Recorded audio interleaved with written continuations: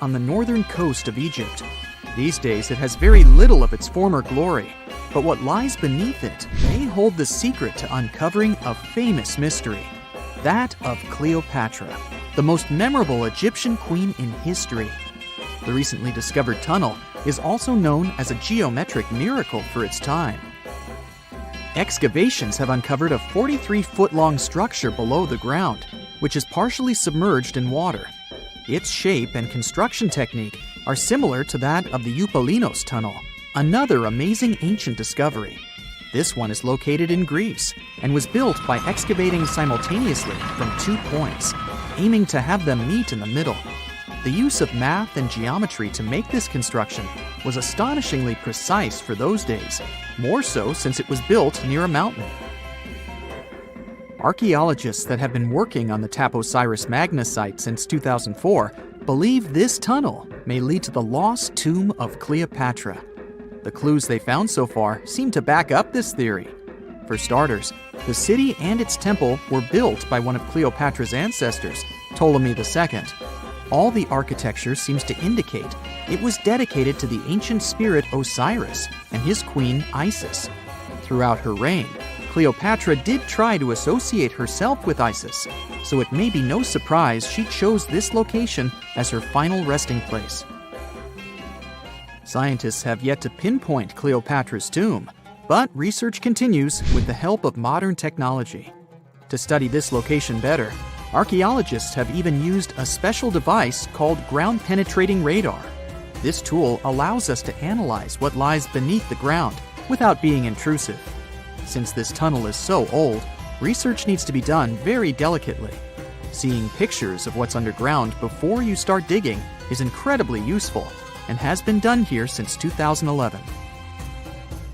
Finally discovering Cleopatra's tomb may help us piece together her story, especially what might have happened during the last portion of her life, which is still surrounded by mystery. We still don't know the exact cause of her passing. Some believe she may have let herself be bitten by a poisonous Egyptian cobra. Others have suggested that she was well accustomed to toxic substances, even hiding some in her hairbrush in case she ever needed it. But that's not to say she chose to use it on herself. We do have a lot of other interesting information on Cleopatra that's equally as impressive, like the fact that she had a stylist. Most of the images you've seen depicting this famous queen show her wearing black eyeliner. This look was put together by Airas, a woman known to have been her personal beautician. She traced the long line from her eyes to her temples, a makeup technique still used today to enhance the eyes. Airas was an important figure throughout Cleopatra's life, known also as her confidant and close friend. There are even theories that suggest Airas was there by her side when she passed away. Despite her well-thought-out looks, Cleopatra wasn't as pretty as she's described. Or at least, that's what recent research has pointed out. Sure, if we look at movies and modern imagery, she's depicted as this incredibly beautiful woman with symmetrical and delicate features. However, if we look at coins showcasing her image from back in the day, her looks are rather average. Her image on the coins might have been adjusted, too, to make the queen look stronger in the eyes of her people. So there is no trusted source available to confirm her image, but her description in most pieces of ancient literature speaks of her other qualities, like her voice and personality, not of her beauty. Cleopatra might have been the most famous Egyptian queen to this day, but she wasn't the first choice.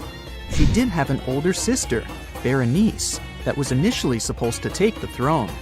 Berenice passed away before she could do that, so Cleopatra took on the role and began investing in her education. She traveled throughout the country quite frequently, so she could become accustomed to her people and their needs. She was only 18 when the responsibilities were passed down to her, and immediately gained popularity because of her intelligence and education. Her taste in literature was quite good too. She was known to be a fan of Homer, the famed Greek philosopher and poet. Cleopatra loved to write as much as she loved to read. There are even claims that she wrote a book on medicine and cosmetics. but we have no evidence to this day that such work ever existed. Part of being a great leader back then meant you had to speak multiple languages. Cleopatra clearly understood that, and that's why she's rumored to have known many languages to varying degrees.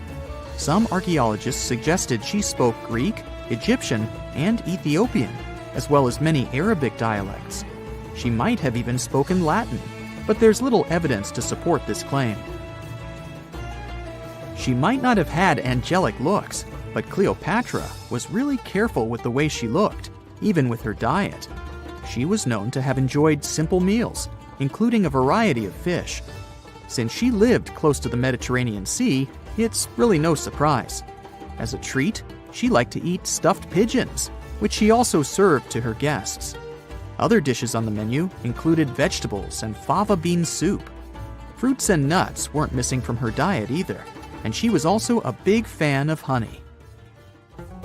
Recently, a team of experts has even tried to recreate her famous perfume. Think of it like the ancient equivalent of Chanel No. 5. Cleopatra was known to be a fan of luxurious scents, which she believed could even influence how people treated her when they met. The basis of this scent is myrrh, a resin gathered from a local tree. Other ingredients added to the mixture were also found back in the day, like cardamom, olive oil, and cinnamon. The results may not be quite as delicate as the perfumes we know and use today. Its consistency was way thicker, and the scent lasted way longer. When she was at the height of her power, Cleopatra might have been the richest person in the world. Back in the day, she ruled over a territory that stretched across the Mediterranean, from modern-day Libya in the west through Egypt to Syria in the east. This is the largest territory ever ruled over by a woman. In today's currency, her worth might have been somewhere around $95 billion. The calendars we use today may have been introduced by Cleopatra herself. She presented the idea of leap years and leap days to Caesar, the Roman emperor she was known to have been close with. Taking her advice, Caesar made these adjustments part of the official Roman calendar. The ancient Egyptians already knew the year was longer than precisely 365 days. They discovered this by studying the brightest star in the sky, called Sirius, and concluded that a year is actually 365 and 1/4 days long. It was Elizabeth Taylor that famously introduced Cleopatra to pop culture when she played her in the 1963 film bearing the same name. Up until that point, it was the most expensive film ever made. It was originally supposed to cost somewhere around $2 million, but ended up costing a mind-boggling $44 million. That's mostly because of script and production issues. To make this iconic movie, producers created 79 sets from scratch, as well as over 26,000 costumes for the cast. Elizabeth Taylor's Cleopatra costumes alone cost somewhere around $200,000. Thankfully for the producers, the movie made headlines and was well received by critics, making it a box office success. A lot of people associate Cleopatra with another famous Egyptian ruler, King Tutankhamun, nicknamed King Tut. Surprisingly, apart from both of them being Egyptian pharaohs, they have nothing else in common. For starters, King Tut lived around 1,300 years before Cleopatra did, and there is also no connection regarding their ancestry. Cleopatra had Macedonian Greek roots, while King Tut was a native Egyptian. In November 1922, a boy walked through the desert mountains of Egypt and discovered some ancient steps carved into the rock. Subsequently, this find became one of the world's largest and most significant archaeological discoveries. This step was part of Tutankhamun's untouched tomb. Archaeologists found about 5,000 ancient objects, including jewelry, fabrics, painted vases, and funeral masks. You've probably seen one of them. It has become one of the most recognizable attributes of ancient Egypt. More than 100 years have passed since then, and now humanity has finally become close to another large-scale discovery, the tomb of Cleopatra. This queen was the last active ruler of the Ptolemaic Kingdom of Egypt, who sat on the throne from 51 to 30 BCE. There are many ancient records about Cleopatra, her reign, and her unusual personality, but until now, no one has discovered the secrets about her passing away in the burial place. So, one archaeologist, Dr. Kathleen Martinez, has been studying ancient records and temples around Alexandria for decades and concluded that the tomb of the queen should be located under the ancient city of Taposiris Magna, founded in 280 BCE. It was a big city on the northern coast of Egypt where tens of thousands of people were engaged in trade and industry, and it seems that Dr. Martinez's guesses turned out to be correct. She and a group of archaeologists have discovered a secret underground tunnel near Alexandria with a length of about 0.8 miles. It was cut into the rock under Taposiris Magna's temple. During further excavations, they found many things that indicate Cleopatra's tomb lies in the tunnel's depths. It's also possible that she is buried there together with the Roman commander, Mark Antony. According to ancient records, Cleopatra and Mark Antony loved each other and together opposed the Roman Senate, which declared Antony a traitor. The fact that natural disasters have occurred on the territory of Taposiris Magna for thousands of years can complicate the excavations. Earthquakes and floods destroyed the city and possibly flooded its underground tunnels. But archaeologists hope the ancient tomb remains untouched, and that it hides many treasures and records about the royal life of ancient Egypt during the reign of the last dynasty. There's a chance that excavations will go underwater and in the mud. This will require much time and funding, but archaeologists are sure it's worth it. Anyway, it's too early to say that Cleopatra is really buried there, but scientists have found many things in the tunnel that confirm this, including clay pots, dozens of coins with the image of Cleopatra and Alexander the Great, as well as a bust with the image of the Egyptian queen.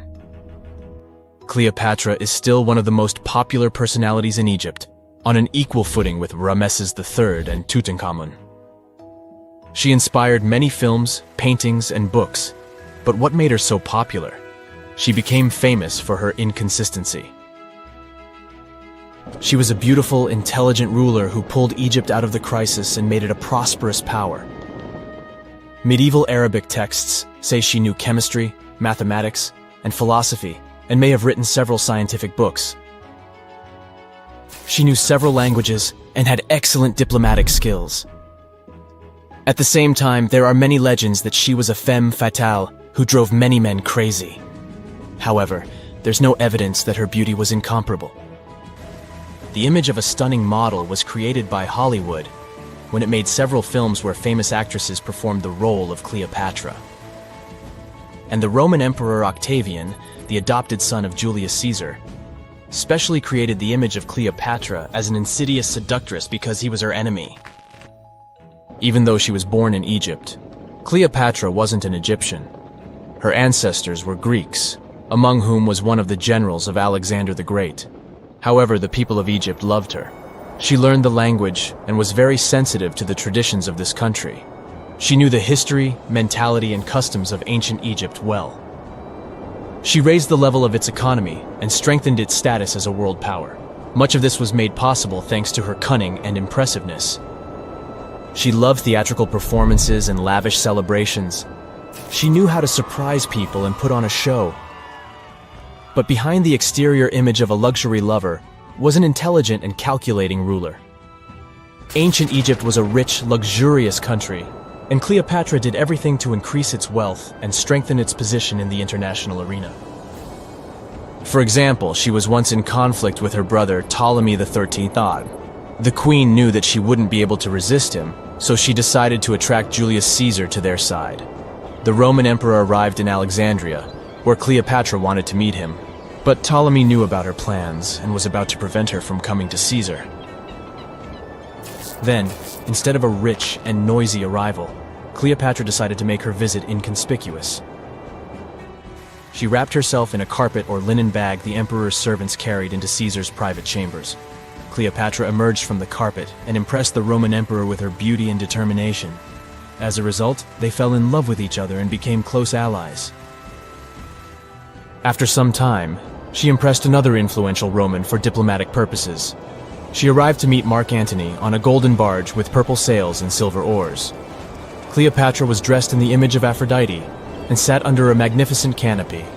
Her servants dressed like cupids and were blowing her fan and burning incense. But Cleopatra created such a show for a reason.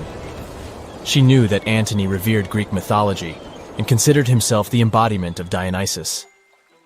As a result, he was so impressed with this woman that he ended up marrying her. Cleopatra defended her crown, strengthened her alliance with Rome, and bore Antony 3 children.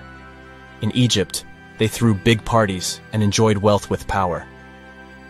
However, the relationship of a high-ranking official with the Egyptian queen caused a scandal in Rome.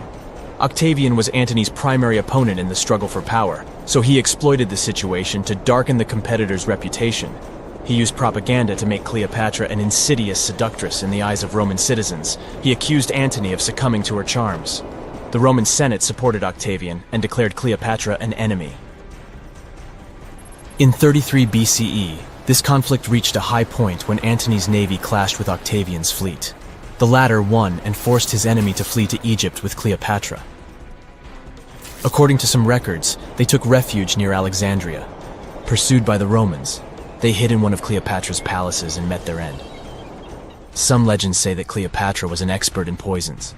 She provoked a venomous snake, a viper or an Egyptian cobra, to bite her. Also, according to another legend, she pricked herself with a poisonous needle. There's a theory that Cleopatra always carried an ampule with poison inside her hairbrush. And when she was cornered, she soaked the needle with this poison and pricked herself. None of this can be said for sure. Scientists are still trying to find out the truth. Perhaps when they reach Cleopatra's tomb, the world will get more answers about her tragic fate. She is considered the last ruler of Egypt. After her passing, Octavian plundered her palaces and temples and returned to Rome, where he became the main emperor. He successfully ruled the country and expanded its borders. His reign ended when he turned 75. World history would have looked different if Cleopatra and Mark Antony hadn't lost that naval battle. By the way, did you know that more time has passed between Cleopatra's reign and Neil Armstrong's flight to the moon than between the reign of the Egyptian queen and the construction of the Great Pyramid of Giza? Armstrong took a step on the Earth satellite in 1969, 38 years after the birth of Cleopatra. And the construction of the pyramid took place in 2560 BCE. Imagine how long the history of ancient Egypt is. Cleopatra is closer to us in time than to the pyramids. When you hear the word mummy, you might get a chill down your spine. That's because most of us associate this word with those creepy characters we've seen in some scary movies. But in reality, mummies have helped us understand a lot about ancient civilizations, their rulers, and about how people used to deal with losing their loved ones. The people most famous worldwide for their mummies are the ancient Egyptians. They believed that some sort of existence after passing away was possible, if certain conditions were met. That's why they insisted on preserving the human body through the process of mummification and placing the mummy in a furnished tomb, kind of like giving it a fully functioning apartment of its own. Why did they believe in this? Well, because they were deeply connected to their natural environment for the most part. They saw the natural cycles around them, like how the sun rose every day, followed by the moon, or how new life was always sprouting from plants, even after they had wilted away. They also believed that the powerful spirit Osiris, who represented the cycle of passing away and resurrection, played a role in this process. To prepare for the afterlife, the ancient Egyptians followed certain rituals, like mummification, which involved using materials like honey, resins, and incense to preserve the body. There's no other mummy more popular than that of King Tut. He was a young pharaoh who ruled over 3,000 years ago in Egypt. The problem with discovering ancient royal tombs is that most of such burial sites were previously robbed.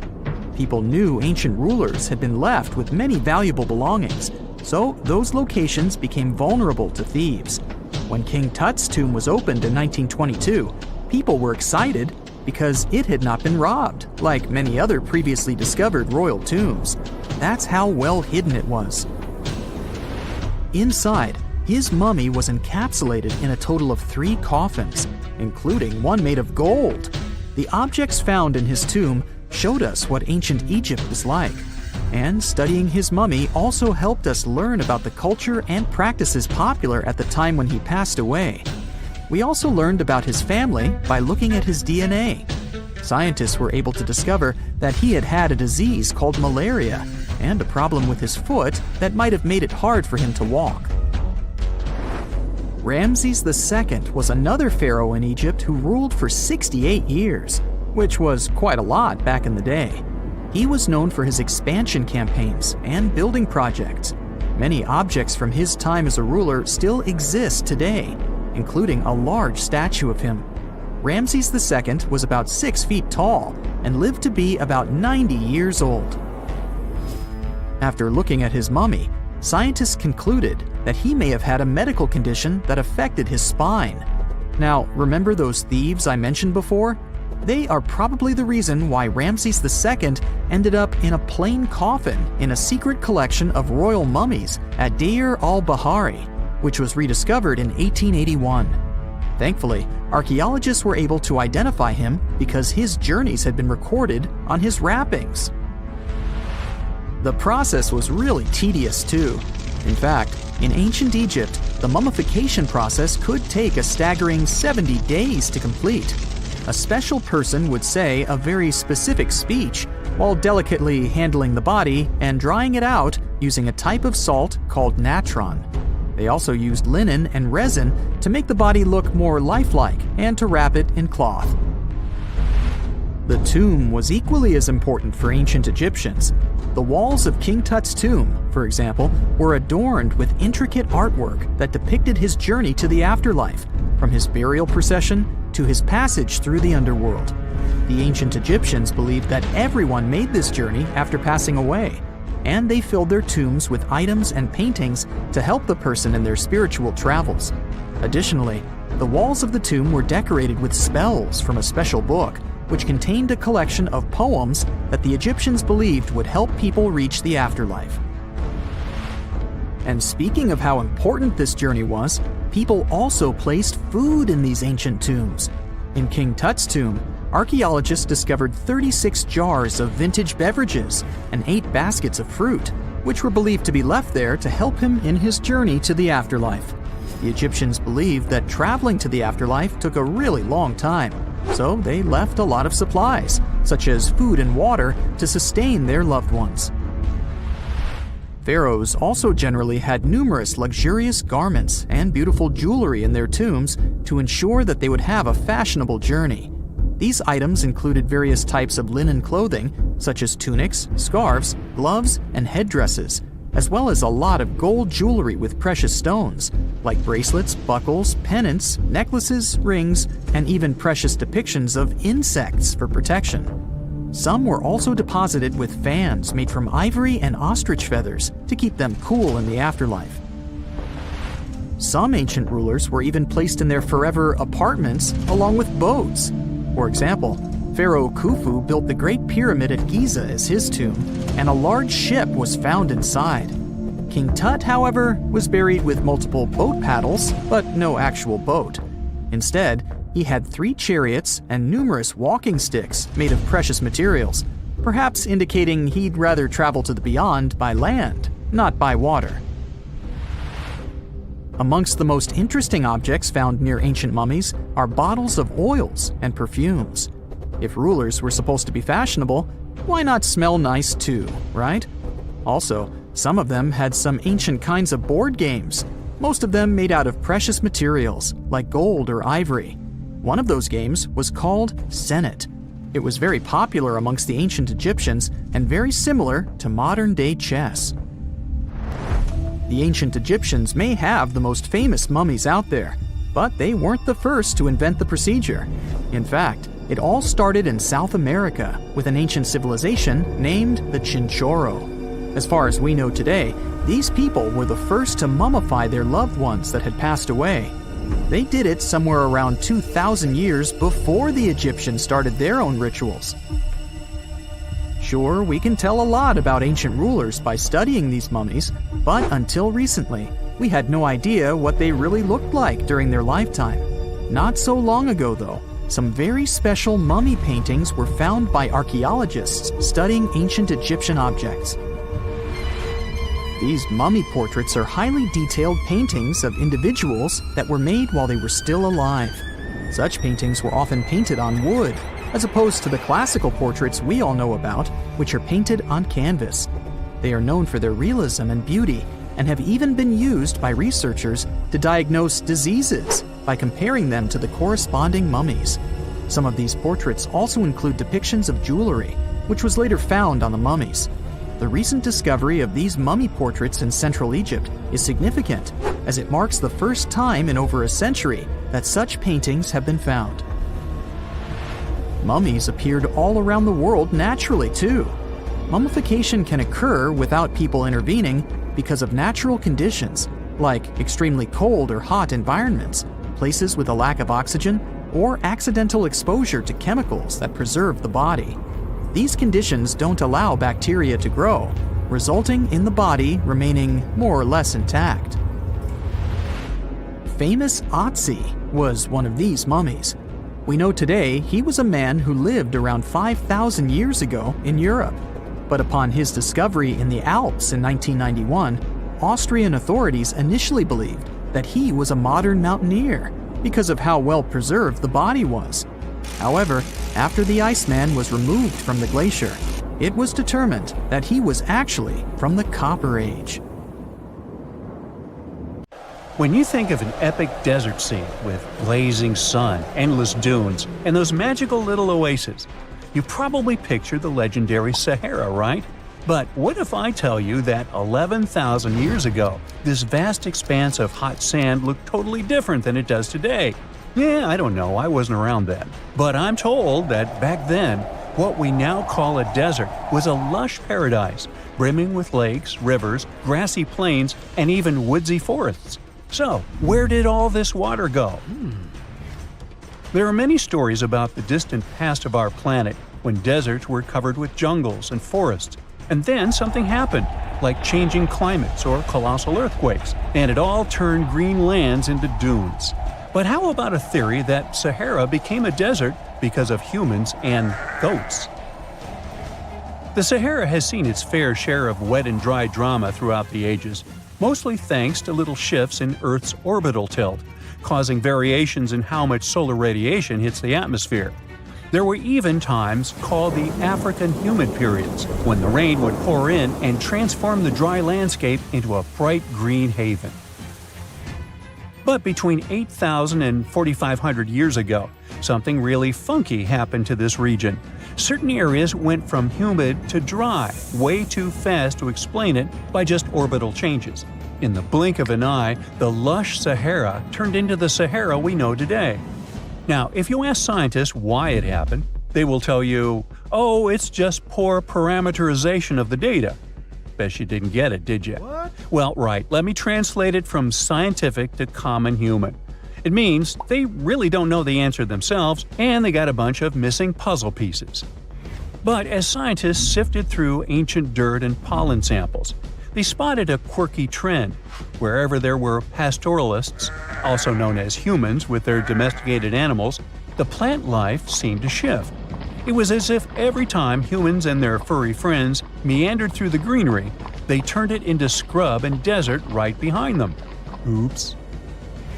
Yep, chances are that by overgrazing, humans were sapping moisture out of the atmosphere, since plants give off moisture, which helps make clouds, and making things even sunnier, leading to a quicker end of the humid vibes.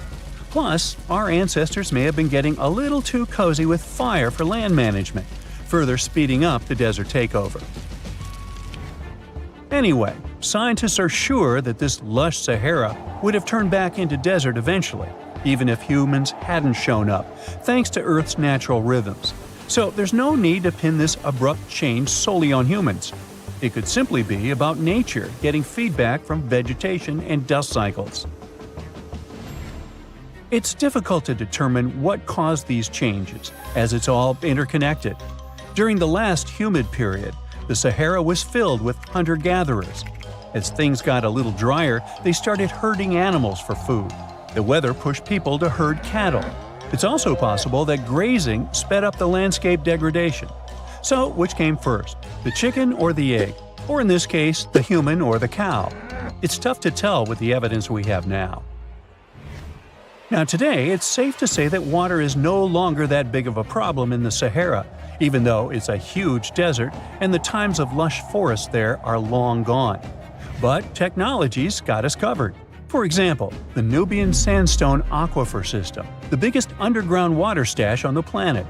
It's nestled beneath the Sahara Desert's eastern edge and stretches across 4 northeastern African countries – Sudan, Chad, Libya, and Egypt, covering a whopping 770,000 square miles and holding around 36,000 square miles of groundwater. Just look at the pipes transported when it was being built. It's the world's largest irrigation project. No wonder it's feasible to thrive in the Sahara today. But imagine thriving in the Sahara Desert with just one water source. Sounds like a tough gig, right? But the ancient Garamantes did just that, surviving and even thriving for nearly 1,000 years without monsoons or rivers flowing to their desert paradise. These clever folks were the trendsetters of urban life in the sands, and even the Romans couldn't help but notice their genius. While many thought they were just desert-dwelling savages, the Garamantes were busy building an empire in one of the toughest climates on Earth. But how did they do that? Well, they got crafty and dug a whole bunch of underground tunnels to tap into a massive sandstone aquifer. They were literally squeezing every drop of life from under the dunes. But recently, research showed that the Garamantes weren't just hardworking, they were pretty lucky too. The Garamantes had an underground aquifer that brought water up to a hill where they built over 500 fagaras, which are irrigation systems, some stretching as long as 2.5 miles. It was like sipping water through a straw, which let them irrigate their crops for nearly a century, especially since even a little rain would help recharge the system. But eventually, due to rain insufficiency, the aquifer ran low, and reaching it again would have meant digging more tunnels and relying on more people. That's a tough problem, considering these people were in the middle of food and water shortages. Guess I don't need to tell you what happened to the Garamantes, do I? The fall of the Garamantian culture might be linked to several factors. It may have been due to climate changes, or they may have simply used their water resources too much. Back in the day, the Sahara Desert was actually fertile agricultural land, thanks in part to the cool irrigation system the Garamantians created. But since fossil water isn't something you can replenish over time, the groundwater levels dropped pretty low. This likely played a big role in the kingdom's decline by the late 7th century CE. That sounds like someone who hit a lottery jackpot, used up all the money, and went back to their original not-so-cool job once the bank account got fully drained. Oh, by the way, even if the Garamantes left some secret wisdom messages for us, the chances are we'll never get what they wanted to tell us. Nobody really knows what language they used, and their texts are nearly indecipherable to us today. But let's go back to the Green Sahara. So it transformed into a desert about 4,500 years ago. But today, we can understand how people lived in those times in the Sahara thanks to natural parks in Africa that have the ultimate outdoor art gallery. There are well over 15,000 ancient paintings and carvings depicting everyday life from around 11,000 years ago. However, if the carvings aren't enough for you and you feel like visiting an actual green desert, all you have to do is book a flight to California. One of the most beautiful phenomenon in the world, the superbloom, takes place here. Look at all these colors – orange, green, pink. It's a miracle. Wildflowers bloom right in the middle of a hot desert after several years of rainfall in dry places. It's such a bright and colorful landscape that superblooms can be seen from space. This rare phenomenon can be observed in other arid places and deserts in western and southern Africa, Western Australia, and Chile. In all these places, the weather is very hot and dry in summer. Mild humid air comes in winter, and this is the ideal environment for mass flowering. Flower seeds that lie in desert sands can wait for decades before starting to produce flowers. When the hot sun destroys all the weeds and grass, and the rainfall becomes enough to moisten the soil, the seeds are kind of like, well, okay, now it's our turn to play a big game. And then hundreds of thousands of tourists come to take photos and post these beautiful pictures on social media. And this, unfortunately, is one of the main dangers for flowers. Therefore, if you find yourself in a place like this, don't pick the flowers and don't trample on them. Stay on the path, don't litter. Take only pictures and leave only footprints. You get it? Good. Back in December 2012, a lot of people were freaking out over the idea that the world might end in some catastrophic event.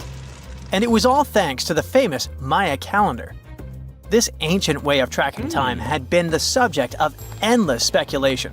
But one of its biggest mysteries was definitely an 819-day count found in some versions of the calendar. No one could explain why it was there or how it worked, until recently, when a group of researchers from Cambridge might have finally cracked the code. First things first, how does the Maya calendar work? So the system the Maya civilization used to track days was based on something we now call the calendar round. Think of it like 3 interlocking gears. These are 3 cycles working together. The first is a 365-day solar year, known as Hab. The second is a cycle of 20 names. And the third is a cycle of 13 numbers, which forms a 260-day sacred calendar, called Solkeen. Just like we'd say something like December 25th, 2025, they named their days based on how these 3 cycles lined up. For example, here we have the day 3 Manik and the 14th of the month Hop. It takes 52 years for the 3 cycles to align in the same way again. After that, the days start repeating. But this is where things start to get more complicated and mysterious. On some Mayan monuments, we have also found enigmatic inscriptions pointing to the existence of another cycle, the 819-day count. There are about 20 examples of these inscriptions, mostly found in places like Palenque and Yaxchilan in Mexico. So it didn't seem random at all, and this calendar must have been hiding a big secret. Early research showed that the 819-day cycle was represented by one of 4 colors and the cardinal directions associated with them.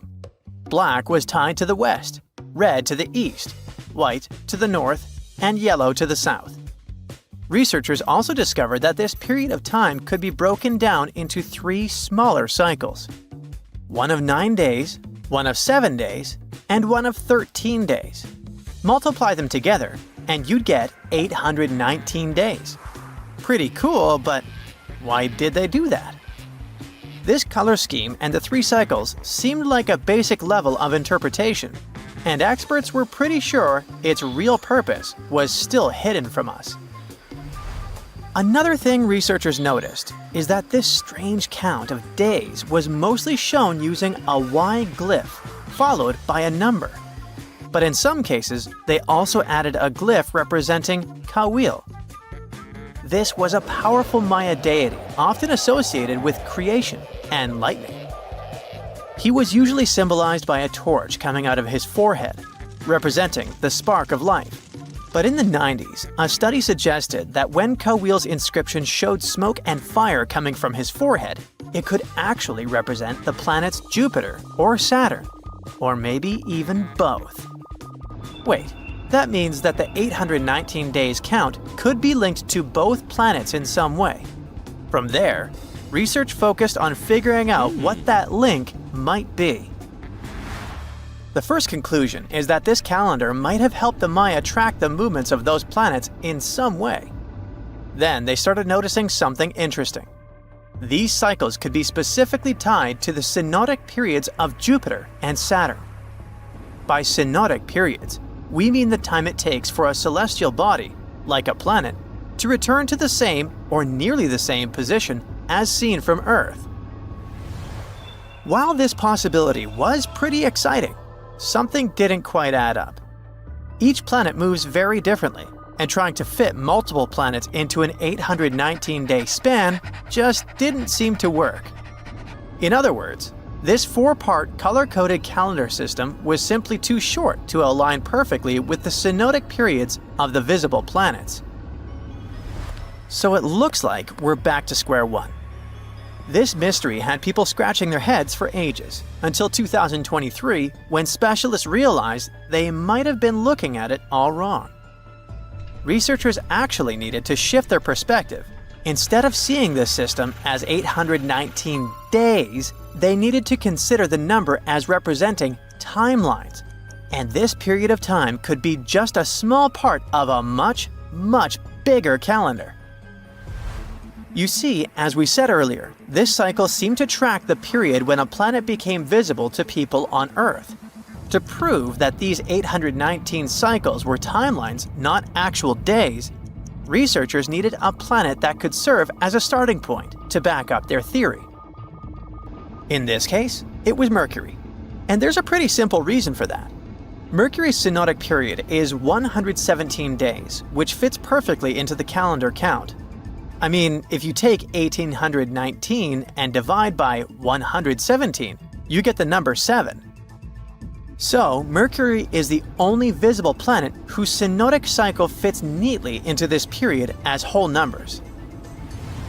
Perfect. Now they had a solid starting point. From there, they needed to expand the calendar by increasing its length to 20 periods of 819 days. Suddenly, a pattern emerges. And just like that, all the synodic cycles of the planets fit perfectly into the system. For example, Saturn's synodic period from 378 days lines up perfectly after 6 819-day cycles. Venus aligns every 5 cycles, Jupiter every 19 cycles, and Mars, which takes the longest, needs 20 cycles. In other words, it takes about 45 years for Mars to align with the synodic periods of all visible planets.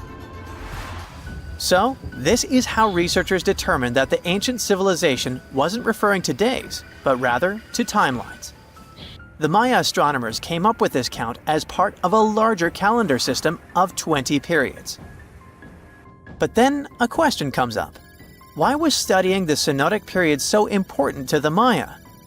Well, we don't have super specific answers about this mysterious calendar yet.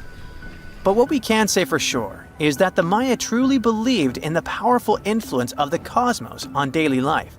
So maybe they wanted to analyze how the movements of all the visible planets lined up with their other calendars. Of course, this system is just one part of the Maya's amazing and advanced understanding of astrology. And it wasn't just about using astrological cycles for planting and harvesting. They also had crazy specific knowledge, like how to predict solar eclipses. Archaeologists believe the Maya connection to the stars is reflected in the ruins of their world. Take the famous pyramid in the ancient city of Chichen Itza, located in Mexico's Yucatan Peninsula. If you look closely at the base of its staircase, you will see a snake's head carved in stone. But here's the coolest part. During the spring and fall equinoxes, when day and night are exactly the same length, the sun casts sharp, triangular shadows on the staircase. It creates the illusion of a snake slithering down the steps. Another example of how they use their knowledge of astronomy in their temples is in Tikal, Guatemala. Built around year 1 of the Common Era, this pyramid is considered one of the Maya's earliest astronomical complexes.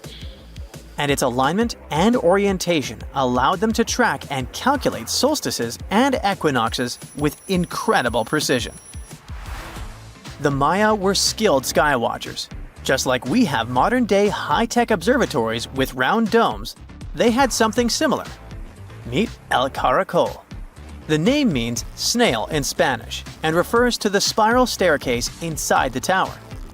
Built around 906 Common Era, it was the perfect place to observe all the changes in the sky and track the movements of the sun, moon, planets, and stars. Unlike us today, with our telescopes, satellites, and advanced tools, The Maya relied entirely on naked eye observation, and that makes their achievements even more incredible. 1,000 years ago, near modern-day St. Louis, Missouri, there was a vibrant, bustling city called Cahokia. It was a Native American city, the largest and most influential one in Mississippian culture. At its peak, around 1050 BCE, Cahokia was home to as many as 30,000 people, making it larger than Paris at the time. But what's interesting is that Cahokia didn't have any big marketplace. Usually trade was the backbone of any big city, yet this one stood out for archaeologists. That's because Cahokia wasn't about commerce. It was about culture, community, and parties. The people who lived there threw massive parties that would last for days. The city's grandest feature was its 50-acre plaza, surrounded by amazing earthen pyramids. This massive space could hold over 10,000 people. Imagine them all gathering there for festivities, dancing, drinking coffees and teas, feasting on deer, and betting on sports. The events were super lively. Cahokians would wear awesome costumes, style their hair in interesting ways, and decorate their bodies with tattoos. Athletes were playing a game called chunky, where they hurled spears at a rolling stone disc, competing to get as close as possible. The roar of the crowd filled the air, and performers showed off their skills. These celebrations were so wild, they left traces in history. After the parties ended, Cahokians cleaned up by tossing leftovers into pits. Archaeologists have uncovered these waste pits, and they were filled with food remains and pottery. One pit alone contained the remains of 2,000 deer, and that's from a single event. They also found traces of yaupon holly, a caffeinated plant that was traded from hundreds of miles away. This just shows how much effort and thought Cahokians put in their celebrations. Would you like to live in a city like this? But aside from all the fun and games, Cahokia was also deeply complex and spiritual. The city was built on a landscape that mixed dry land with swampy patches. Many people believe that this symbolized the connection between the world of the living and the dead. The people of Cahokia saw their city as a bridge between these two realms. They built earthen mounds, both for ceremonies and rituals, and as construction support. These mounds rose from the swampy areas. Meanwhile, people settled in the drier spots. Elevated pathways connected these neighborhoods, creating a physical link between life and death. Isn't it sad that some ancient metropolises that rival modern cities in scale just disappeared? Cahokia's story came to a quiet end around 1350 CE, when the city was abandoned, all due to changes in environments and weather, floods, and other problems. But the influence of Cahokia was so big, it spread to distant places. Some of their traditions, like chunky and yaupon tea, have survived in native communities to this day. Today, Cahokia is a UNESCO World Heritage Site, and it's not the only megacity we lost. About 5,000 years ago, people in the Indus Valley built some of the world's first cities. Mohenjo Daro was an ancient city in what is now Pakistan. The city was built around 2500 BCE, and back then, it was a thriving hub of the Indus civilization. Sure, it was much smaller than modern cities, but it was quite huge at the time, around 40,000 inhabitants. It looks like the locals were crazily strict and disciplined people. The city's planning and organization were incredible. It was laid out in a grid pattern. Streets and important buildings aligned along the north-south axis, probably to match the movement of the sun and moon. They also built one of the most advanced systems for water and waste management of their time. The city had about 700 wells. Nearly every house had its own. Most homes also had private bathrooms with drainages and even underground sewers. This shows how skilled these people were at staying clean. And with all this discipline, it looks like there were no kings, queens, or even a central government. They could still have some authority, like local elites or elected officials, just not a classic strict monarchy or religion. Instead, people there cared about simplicity and order. They basically managed themselves, having standardized ways of doing things, from the way tools and potteries were made to how they traded. Which is why, unlike many other cities, Mohenjo Daro didn't have grand palaces, temples, or monuments. Instead, they had public areas known as citadels. People gathered at citadels for rituals, meetings, and storage of grain. And it seems like this way of life worked perfectly. Scientists found some seals and weights, which means the economy was well regulated. Archaeologists found some intricate artifacts like ivory, lapis lazuli, carnelian beads, and gold jewelry. Another famous find is the small bronze statue known as the Dancing Girl, which was discovered in 1926. Mohenjo Daro wasn't poor at all. And they also pulled off some awesome buildings. Staying clean was clearly way more important to them than displays of wealth or power. So they created the Great Bath, one of the most famous structures in the city. It's a large, watertight pool built with baked bricks, perched on a mound of earth, being almost a religious place, the closest thing they had to a temple. Meanwhile, the city itself was built on a series of mounds. They grew taller over the centuries as people added new houses and structures. Why did the city fail? No one really knows. There's something mysterious about the sculptures archaeologists found. Many of them seemed intentionally broken. This means the city's later inhabitants, maybe invaders or something, destroyed them for some reason. Some scientists think that the Indus River may have shifted course, disrupting agriculture and trade. But there's no evidence of a flood or any big event like this. It just seems like, over time, the entire Indus civilization just gradually faded away. By 1900 BCE, the culture had shifted and didn't leave much behind. Let me tell you now about the ancient city of Kos, which is located where the modern town of Kos now stands in Greece. Imagine arriving by sea, and the first thing that hits you is the sheer grandeur of its agora, this massive public square built with stones in different colors, laid out on terraces that rise above you. It was one of the biggest in the ancient world, and it made a great impression on anyone approaching the city. This place has a rich history dating back to around 2300 to 2200 BCE.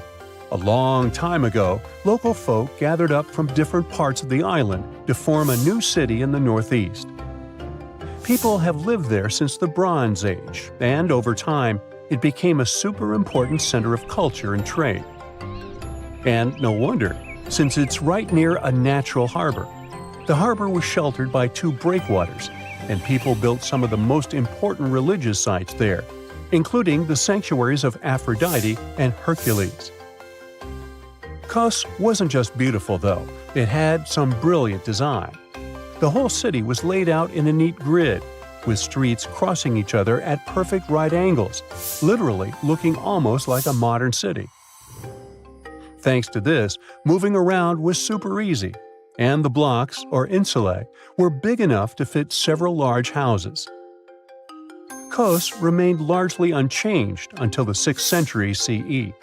Over time, it started gradually shrinking in size, confined within the walls of what is now the Chora neighborhood.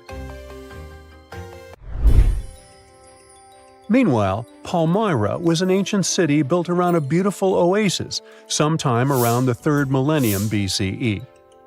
Originally known as Tadmor, this city flourished as a major stop on the Silk Road. linking the Near East with Asia.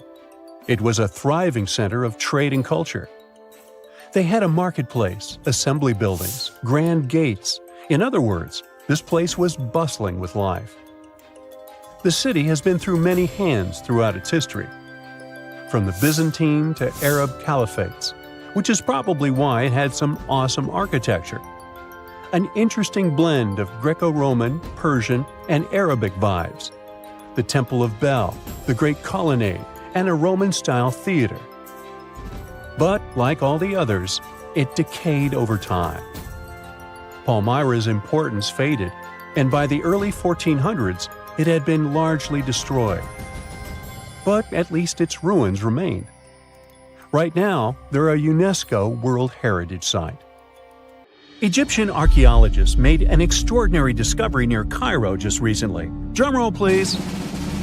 The most ancient and most complete mummy yet discovered in the country. Yes, they were keeping it under wraps. The 4,300-year-old mummy was found in a group of tombs close to the step pyramid of Djoser, dating back to the Egyptian Old Kingdom.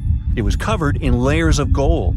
The team also found several other tombs, including one belonging to an ancient Egyptian official and another belonging to a secret keeper who had the power to perform special ceremonies. Another interesting tomb was that of a writer, which featured the largest statues ever found in the area. This vast burial site is also home to more than a dozen pyramids and resting grounds. Probably one of the most famous mummies in the world is that of Hatshepsut. She ruled Egypt like a boss for around 20 years, building all sorts of impressive buildings and creating new trade routes.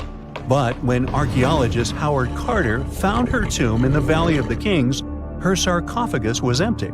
However, Carter did find two coffins in another tomb, one of which belonged to Hatshepsut's wet nurse and the other to an unknown woman. In 2006, a team of specialists decided to investigate whether that mysterious lady was the queen herself.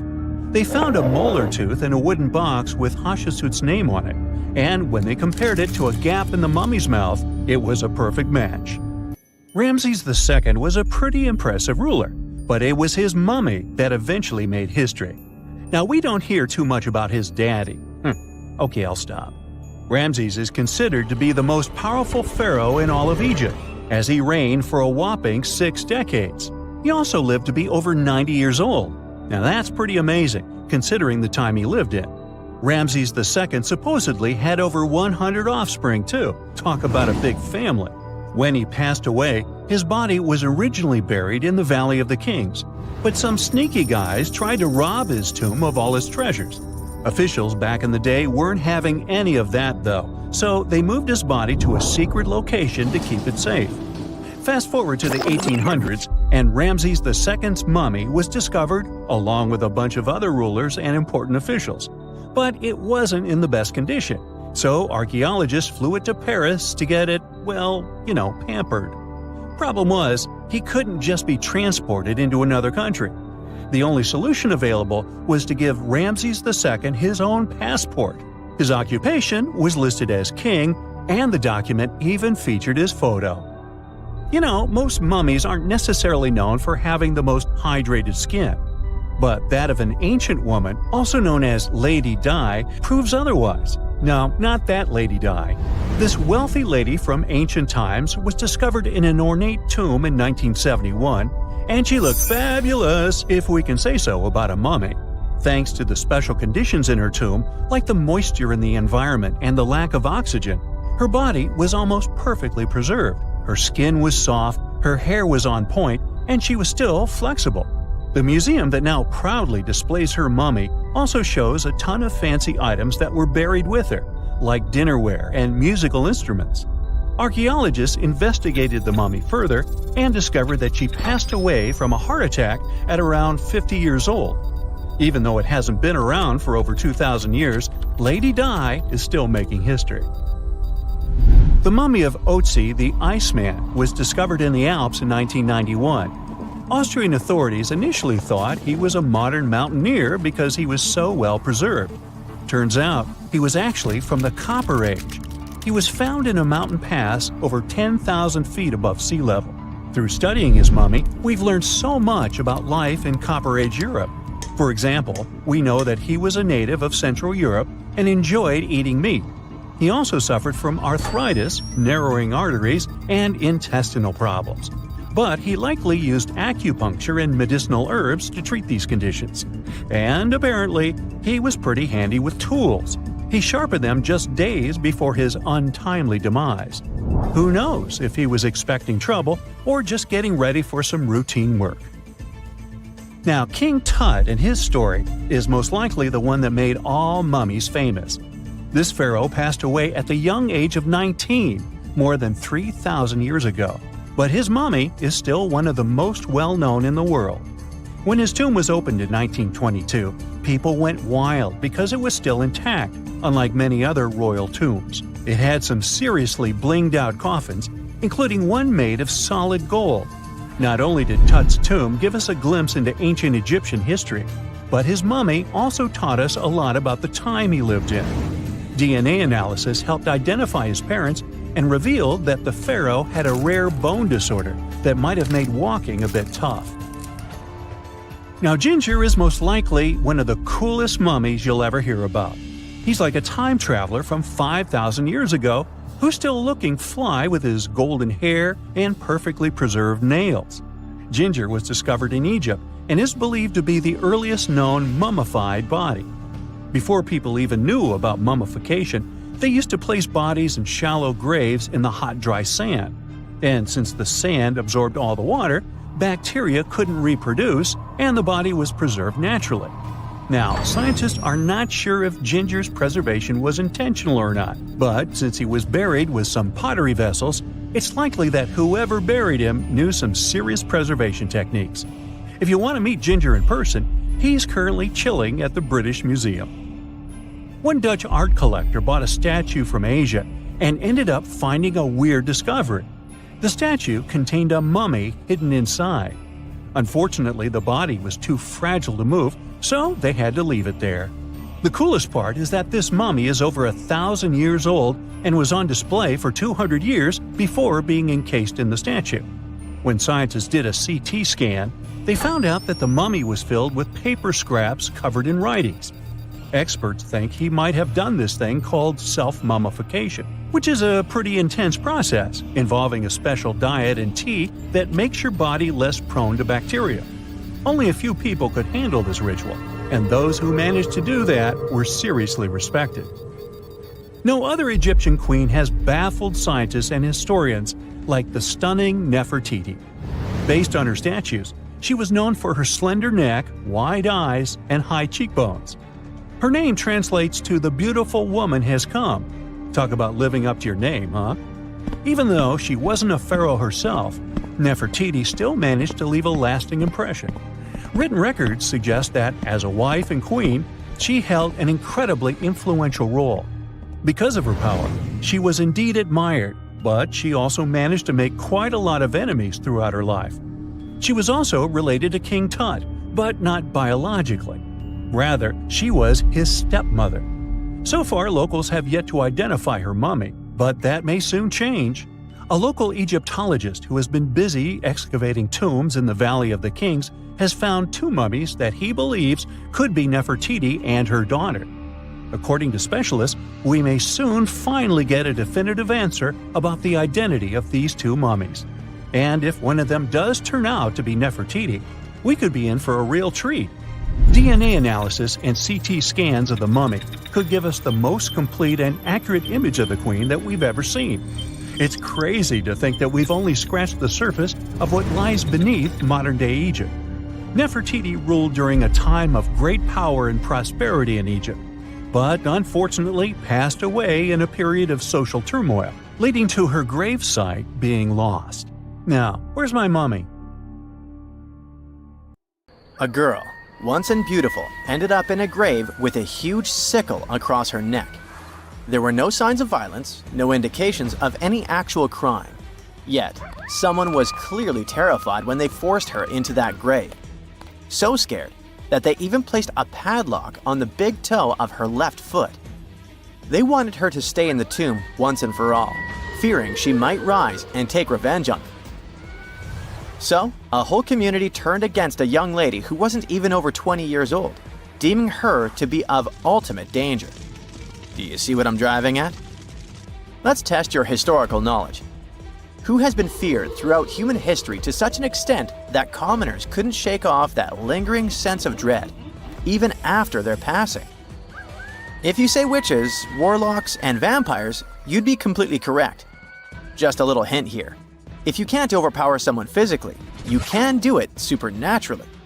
Well, that's at least what people used to think back in the 17th century. Not only was there a sickle and a padlock, but there were also signs of an attempt to twist the girl's corpse in the grave and turn it face down. This attempt had failed, leaving her spine buckled and twisted. By the way, the padlock wasn't necessarily meant to lock a vampire. It was more likely a talisman against evil spirits. That's a peculiar and, let's face it, very cruel way to bury someone. Yet it was a common practice for creating anti-vampire burial sites. The methods for preventing vampires from rising were quite elaborate. First off, let me introduce a term. Anti-vampire graves, known as revenant graves, date back thousands of years and have been found in various locations across Europe. Europe, you heard that right. Now before you say, hey, vampires are a Romanian thing, Dracula, duh, let me convince you otherwise. They are a part of all European folklore, meaning you can find references to them throughout Europe. With new settlements in America, vampire lore spread there too, eventually turning into the Twilight Saga. These anti-vampire burials are characterized by evidence of precautions taken to prevent those who bit the dust from rising.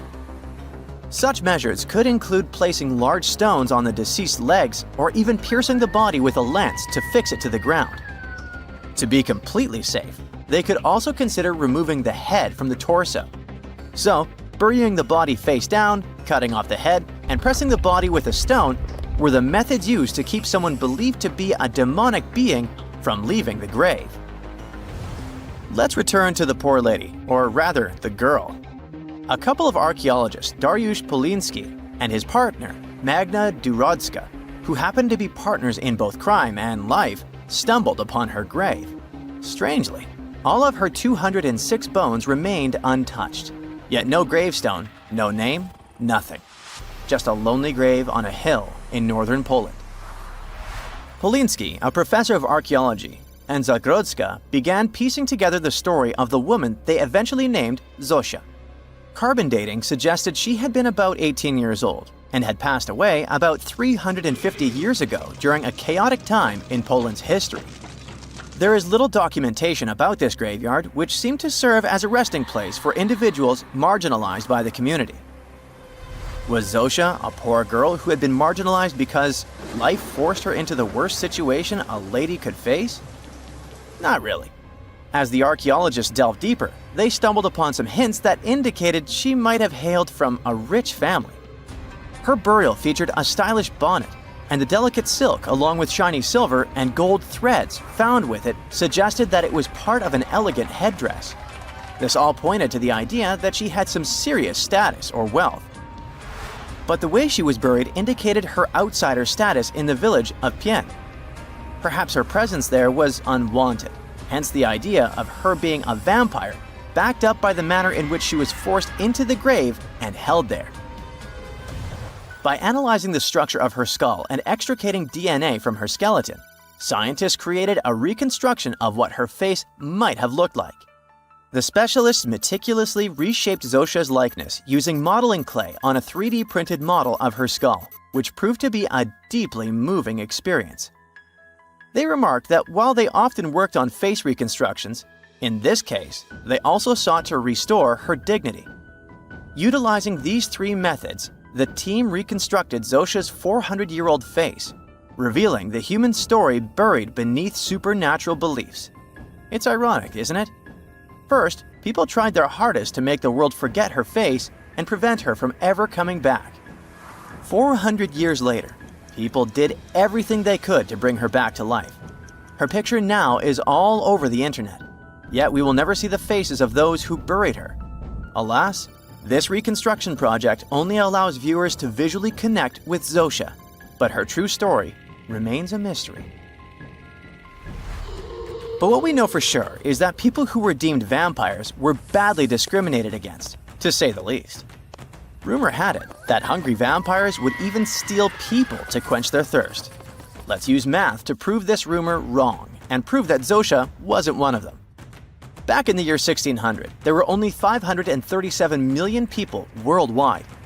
Yeah, this data may not be very accurate, but it's pretty close to reality. A physicist, Kostas Eftimiou, calculated that if a vampire had been drinking one person's blood each month, humanity would have faced extinction within a few years. Starting with one vampire and a population of 537 million in 1600, this math shows we'd have no humans left by July 1602. But here we are now.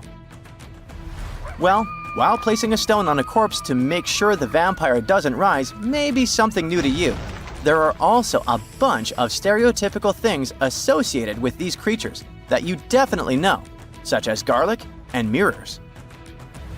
Funnily enough, even though it's all based on a bunch of superstitions, there's pretty good logic behind the garlic thing. You see, it contains a special compound called allicin, which is a powerful antibiotic. While people back then couldn't know what an antibiotic was, they noticed garlic was pretty effective against various conditions. Since they believed vampires were created by a particular blood condition, they also believed garlic could defeat a vampire. And there's more. There's actually a blood condition called porphyria, which makes people look like real vampires. Their skin is pale and their teeth get bigger as their gums shrink. And guess what? People who have porphyria cannot consume garlic, as it worsens their condition. Wow, that's a cool coincidence. The next superstition is a bit fresher, and it's about vampires avoiding mirrors. The first known reference to the mirrors comes from the book Dracula in 1897. But why wouldn't a vampire show a reflection? Simple. Before the plastic era we live in, mirrors were traditionally backed with silver. Silver was commonly believed to repel evil spirits, possibly because it has antimicrobial properties. Much like garlic, its healing properties may be what was supposed to scare off a vampire.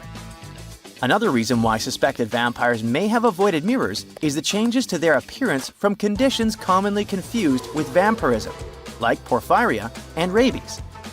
People afflicted with these conditions may have avoided looking in mirrors for that reason, causing others to assume that vampires avoided mirrors. But if you ever met a vampire and these methods don't repel it, I have one more trick for you. Ask the potential vampire to count. It can be spilled grains, seeds, or even the holes in the fishing net if you happen to have one. Vampires are into math, so they'll stop to count, delaying them until sunrise.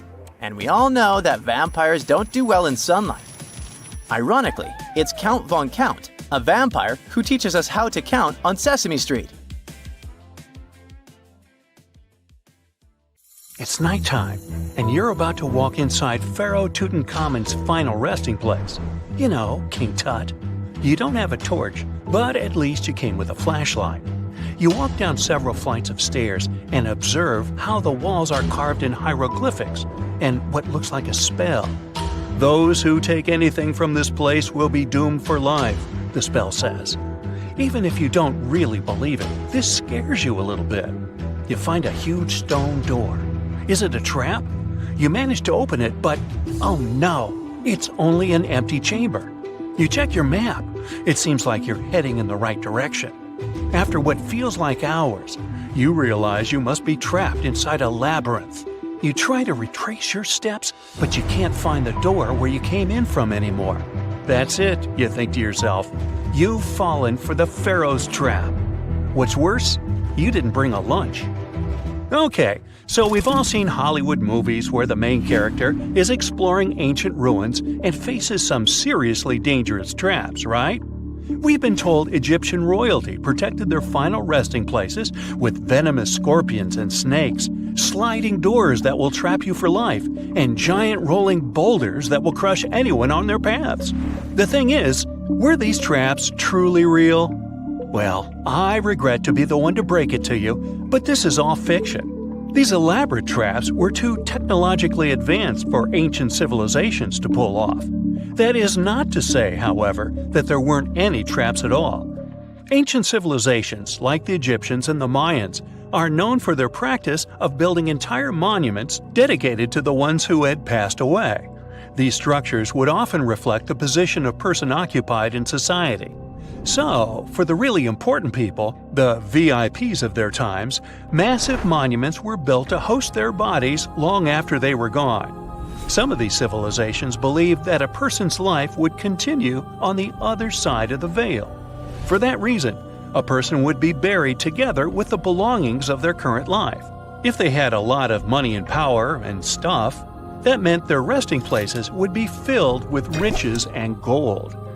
Now imagine if you lived in ancient Egypt and you knew exactly where all the pharaohs' tombs were located and had heard rumors of the amount of wealth kept in these places.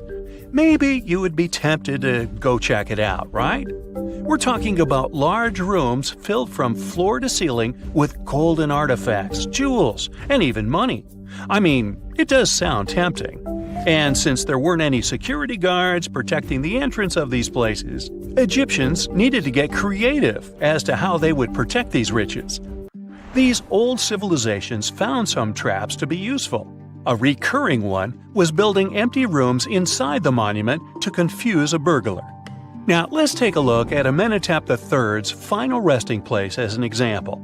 It was built in the city of Luxor, in a spot also known as the Western Valley of the Kings. Two French engineers originally discovered the monument between 1905 and 1914 CE. The structure is huge and has more than 10 chambers, connected by long corridors and steep stairways.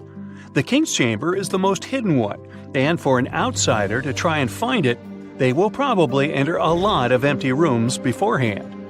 Other pharaohs tried to protect their riches by commissioning monuments with false doors concealing pits that were up to 20 feet deep. This way, an unwarned and unwanted visitor would be surprised by the deep hole on their way to the king's resting chamber. Alongside false doors, pharaohs made sure to build labyrinth-style corridors and false walls. This way, robbers could take hours or days before they found the king's real chamber. As to pits with poisonous snakes on them, if there were any reptiles inside these monuments, they probably got inside on their own and would most likely not stay there for long. There is no way snakes would survive years and years without food inside these pits. So yes, another Hollywood-induced belief right there. If these traps seem boring to you, archaeologists did find an interesting deterrent in the final resting place of the Red Queen of Palenque in Mexico. Palenque was one of the most powerful Mayan cities in pre-Columbian Mexico, and the Red Queen was believed to be the grandmother of the last Mayan king, undoubtedly a person of immense importance to the empire. In her honor, a huge monument was built to keep her body after her passing. The discovery of the tomb itself was already thrilling. Archaeologists found an ancient monument when digging at the site back in 1994. The first thing they found was a room with a hidden door. Once they opened the door, they discovered a long corridor. Finally, at the end of this corridor was the Queen's chamber. The team of archaeologists was beyond excited to unearth this chamber with the mummy of the Queen herself still inside it. They found her to be accompanied by her pearls, jade shells, and expensive rocks. But as the team explored the remains, they saw something rather strange. The room was filled with a red-colored powder. Researchers knew that the color red was important to the Mayan people, and that much of their clothing and buildings were decorated with this color. But they didn't understand why the queen was buried with this unknown red substance. After they took a sample back with them for further analysis, they discovered that the red powder was cinnabar, a very dangerous mineral. This powder, when inhaled, can cause, shall we say, severe health damage to a person. The team concluded that this could only be a trap for anyone trying to steal her riches. Okay, so dangerous powders might have worked as the most intense traps we've seen until now. But perhaps the cheapest way to keep out unwanted visitors was to advertise spells written out all over the monument. We'd probably laugh at these today, but back in the day, they were more or less effective. Spells usually said that the person who took anything from that place would meet a tragic fate. Some spells said that robbers would lose their houses in big fires or terrible floods. Other spells said burglars would have incurable and undiagnosed health issues, but they weren't really enough to stop people from taking any gold.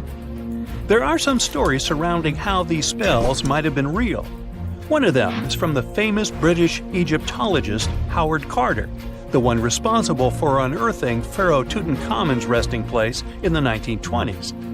After months of unsuccessful digging, Carter discovered the tomb's existence by chance. He found the entrance to a stairway right beneath the soil where he had been searching all those months. With the help of a team, he cleared the piles of sand blocking the stairs and discovered a doorway. The door had several royal symbols carved into it, and Carter knew this could only mean a very important person had been buried there. And he was right. With a chisel, he made a hole in the top left-hand corner of the doorway and lit his vision with the help of a candle. He couldn't believe what he was seeing, the reflection of several golden and jeweled items crowding the chamber before him. Lost for 3,000 years, Carter had just discovered the final resting place of King Tut. But the story didn't finish here. This discovery was accompanied by a series of unfortunate events that led people to believe it had something to do with the pharaoh's spell. Carter himself mysteriously passed away just a few years later, and some of his assistants lost their houses in floods, just like one of the spells threatened. Some say it's just coincidental, as there's no real proof of these things being connected. Well, what do you think? Was this an effective trap after all? Big news! Santa is real, and he looks like this. I know it's not exactly how we pictured the jolly old guy, but a recently discovered tomb might just be the proof we've been waiting for to show that St. Nicholas was real and Turkish. Turns out, he wasn't a North Pole native, but a kind-hearted bishop from the 4th century, famous for giving gifts to everyone. The legend says he was a wealthy man born in the ancient city of Patara, modern-day Turkey, who traveled to the countryside to help the poor and the sick.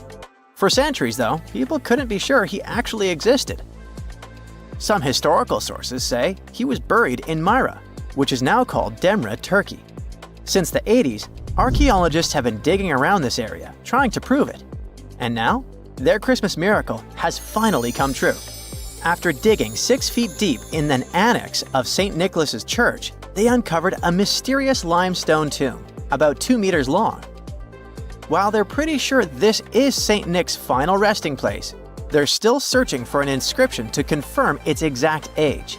Now, if we're talking about the fictional Santa Claus, legend says his home is in Lapland, Finland.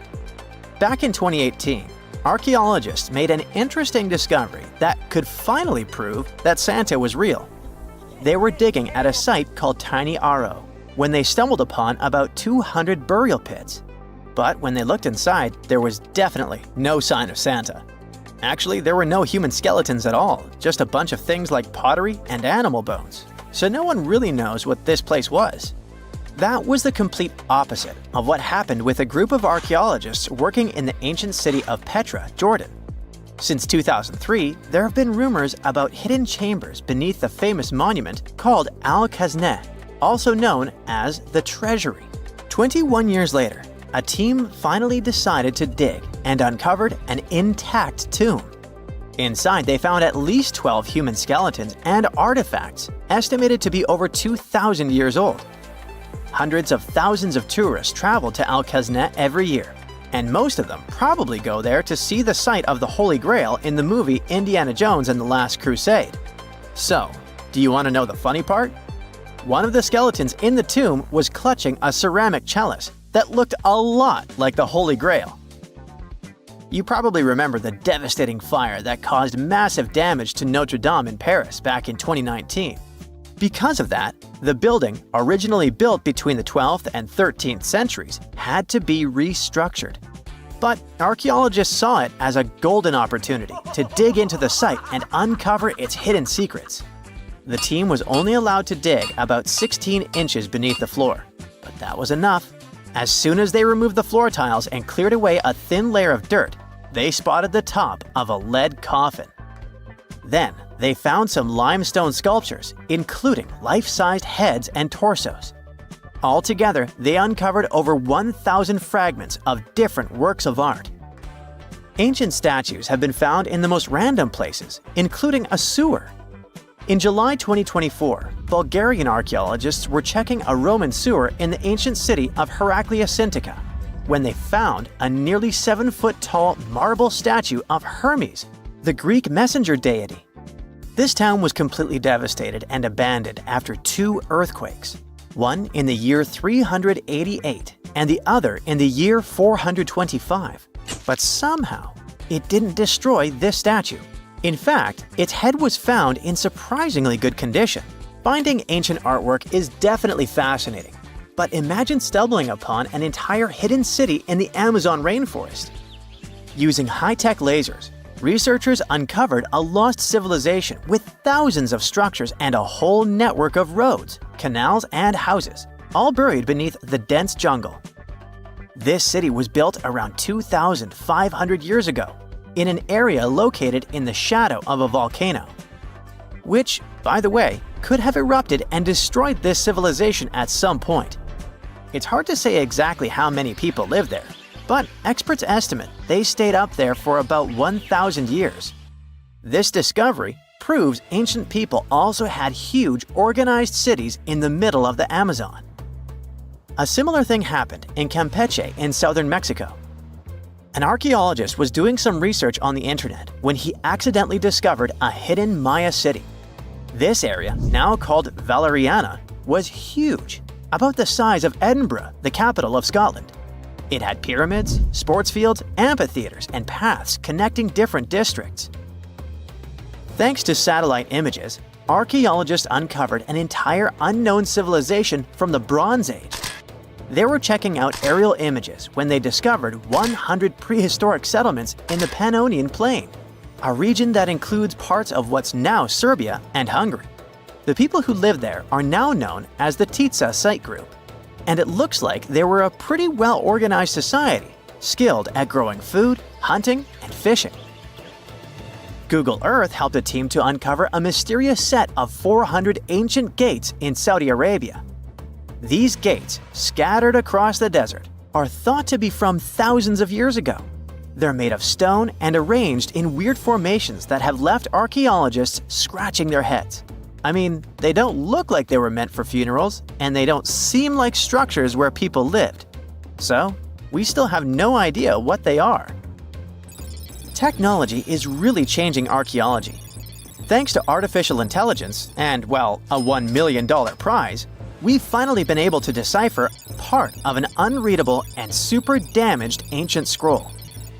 The Herculaneum scrolls were discovered by workers digging up the ancient town of Herculaneum near Pompeii in 1752.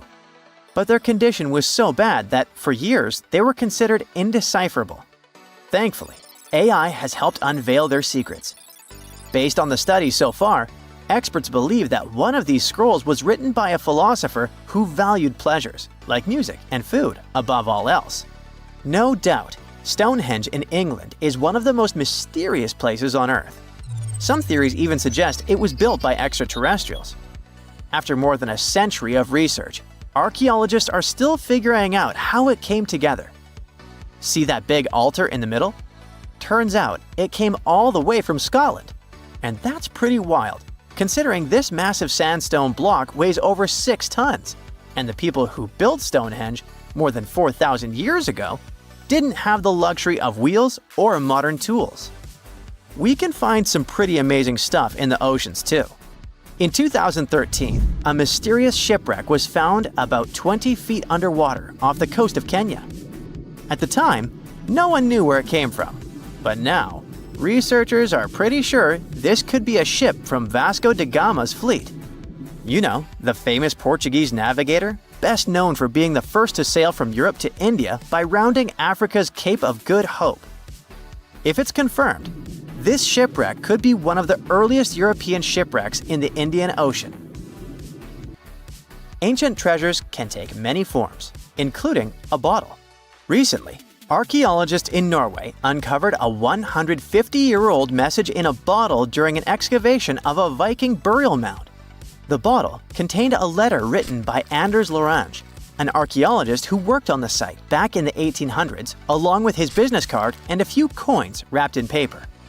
The letter gave some details about the excavation, though it seems Lorange got a few things wrong, like the exact number of Viking shields discovered. At the end of the letter, he wrote a personal note in runic script, "Emma Gade, my girlfriend." So it gave us not only insights into history, but also a peek into his love life. For more than 3,000 years, the gold mask of Pharaoh Tutankhamun stayed hidden in the Valley of the Kings. This artifact, which stands about 21 inches tall, shows how skilled and artistic the ancient Egyptians were. But nobody expected that X-rays would reveal its biggest secret. King Tut was the last ruler of his family during the 18th dynasty. He took the throne at just 9 years old, but ruled for only 10 years before he passed away unexpectedly. If we're being honest, back in ancient Egypt, he was mostly forgotten by the rulers who came after him. His tomb wasn't a big deal for them, so much so that even the grave robbers forgot about him. It might sound a bit sad, but the truth is that it was actually great news for us. Since his tomb was practically forgotten, it ended up being perfectly preserved. While the other tombs in the Valley of the Kings were looted, his remained sealed and untouched. So when it was discovered back in 1922, it had over 5,000 precious objects inside. That made Tutankhamun basically an instant celebrity and one of the best-known pharaohs nowadays. Among the treasures was the most stunning piece, his golden mask. This mask is said to be an exact image of the king's face, or at least it was supposed to be, but we'll get to that later. The purpose of this accurate representation of his face was to make sure that his soul would recognize him in the afterlife and return to his mummified body. In ancient Egyptian beliefs, this would allow him to continue living in the afterlife. The details of the mask clearly looked incredibly difficult to create, but people didn't realize how complex it truly was until many years later.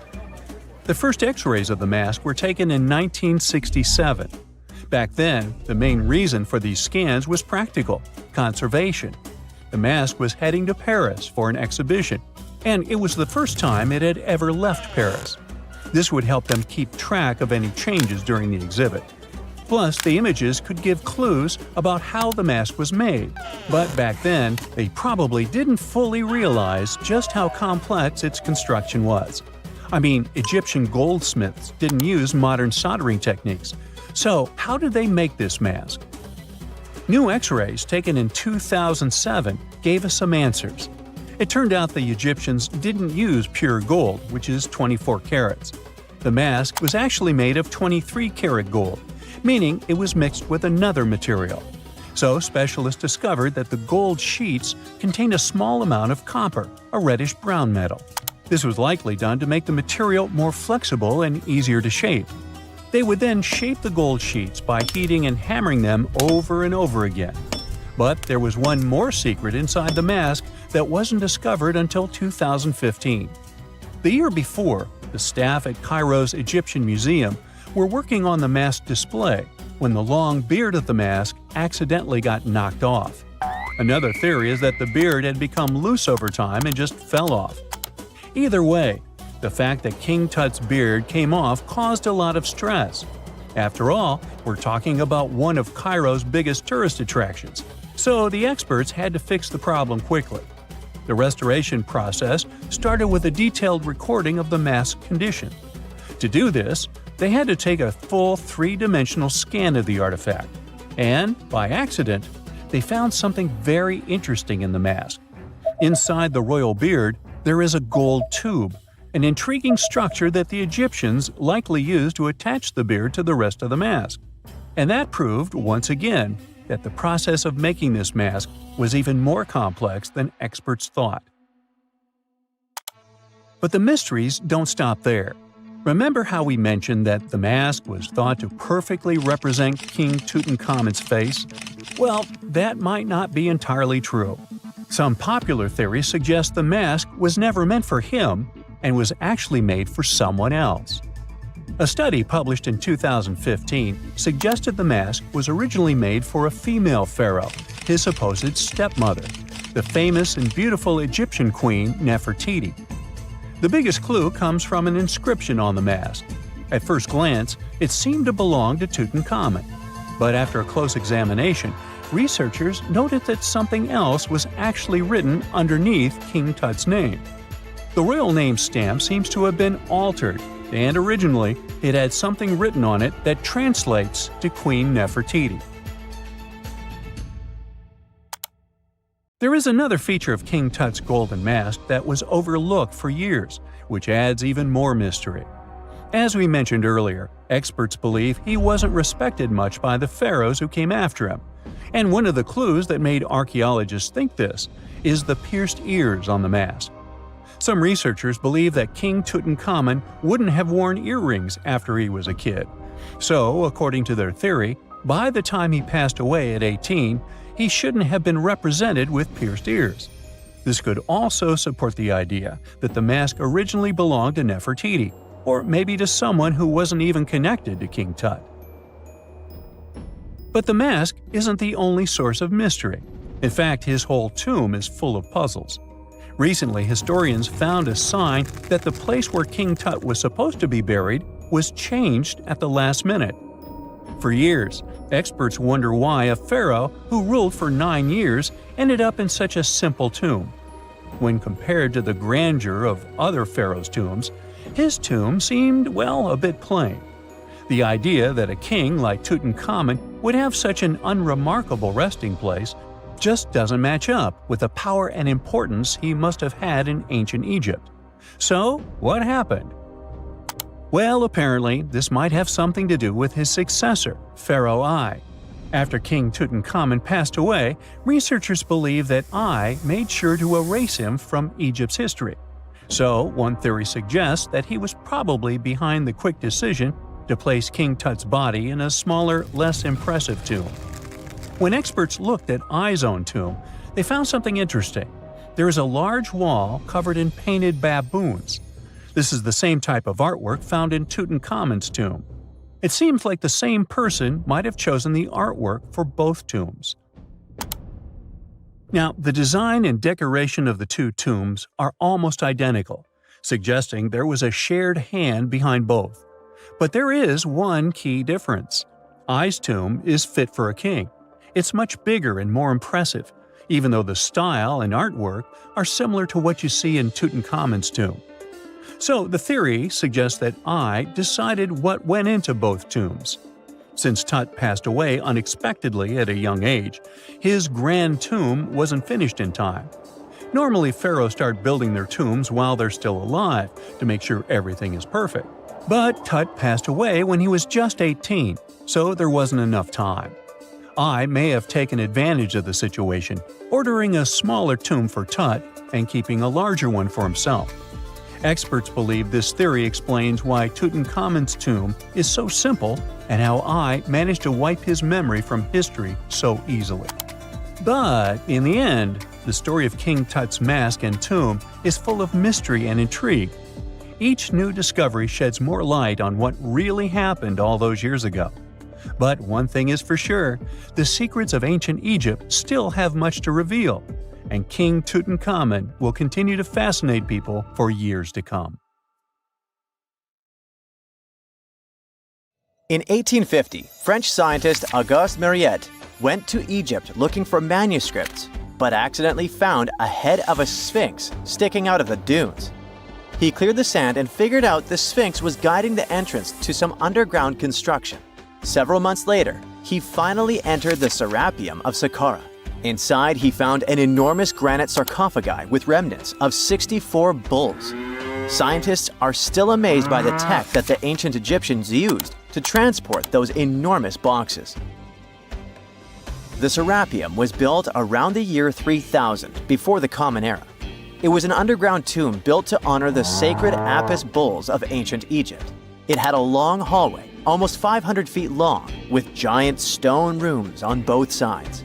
Some of the sarcophagi weighed as much as 50 average cars, and all of them were made with super precision, with exact 90-degree angles. These sarcophagi were beautifully decorated with hieroglyphs and carvings that told stories about the lives and importance of the Apis bulls. Now, there are 24 sarcophagi left. In ancient Egypt, Apis bulls were very special animals connected to the deity Ptah. They thought the bulls carried Ptah's spirit and wisdom, helped the pharaoh, and protected the Egyptians. Priests looked for special markings on young bulls to find Apis bulls. It could be a white triangle on its forehead, which symbolized divine light, a shape on its back like a vulture's wing, and a scarab shape under its tongue, which stood for rebirth. If a bull had these signs, they believed it was chosen by Ptah and treated it like royalty. The chosen bulls lived in a special temple in Memphis, the city where they worshipped Ptah. They received the best care and offerings from visitors who wanted their blessings. When an Apis bull passed away, it was treated with great honor and mummified. When Mariette entered the Serapeum, he noticed traces of rollers on the gallery's floor and found 2 wooden horizontal winches. Each had 8 levers. Later, other explorers saw double rails. The burial chambers were lower than the hallway floor. To get the boxes into place, workers filled the chambers with sand so the sarcophagi could be rolled in straight. Then they slowly removed the sand to gently lower the boxes into perfectly cut spaces in the bedrock. A carved stone sign found in the Serapeum said it took 28 days to move just one sarcophagus and its lid into its spot during the time of Ptolemy II. The extreme precision of the sarcophagi with 90-degree angles also has an explanation. Ancient Egyptians wrote texts, or rather, papyrus, on geometry a long time ago.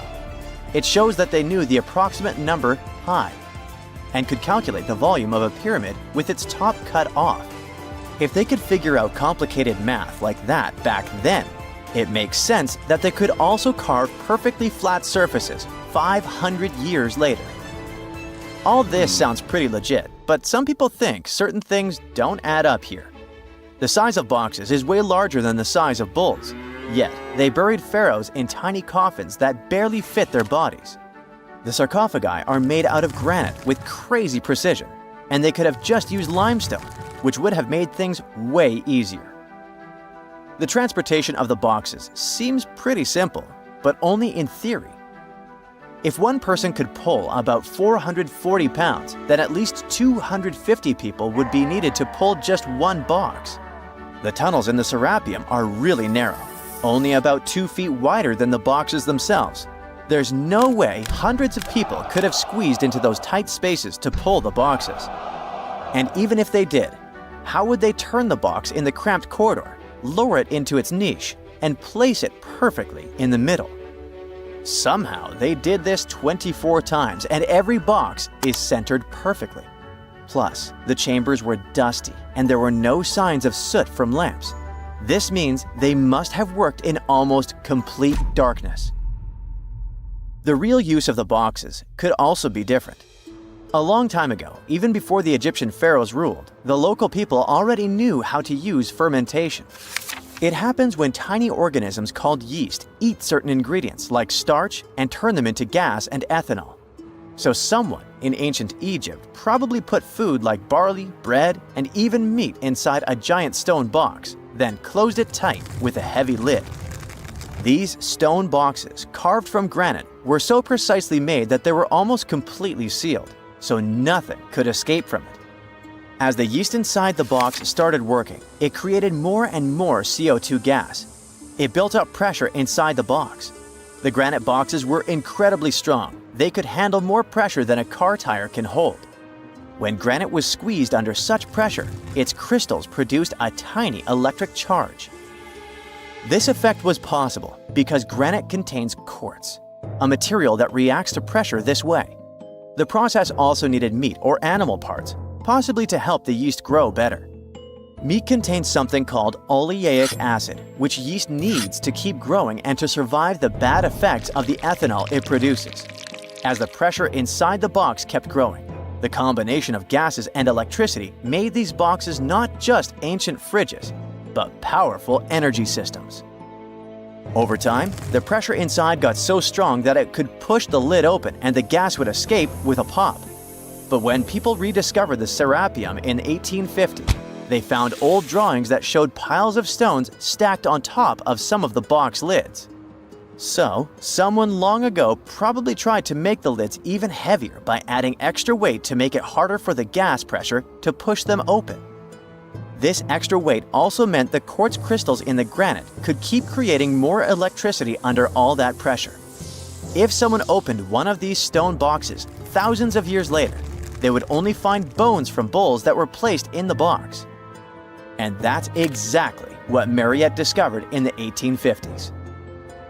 They opened the Serapeum for visitors soon after the first excavations in the second half of the 19th century. Prince of Wales even had a luncheon with his guests in one of the sarcophagi.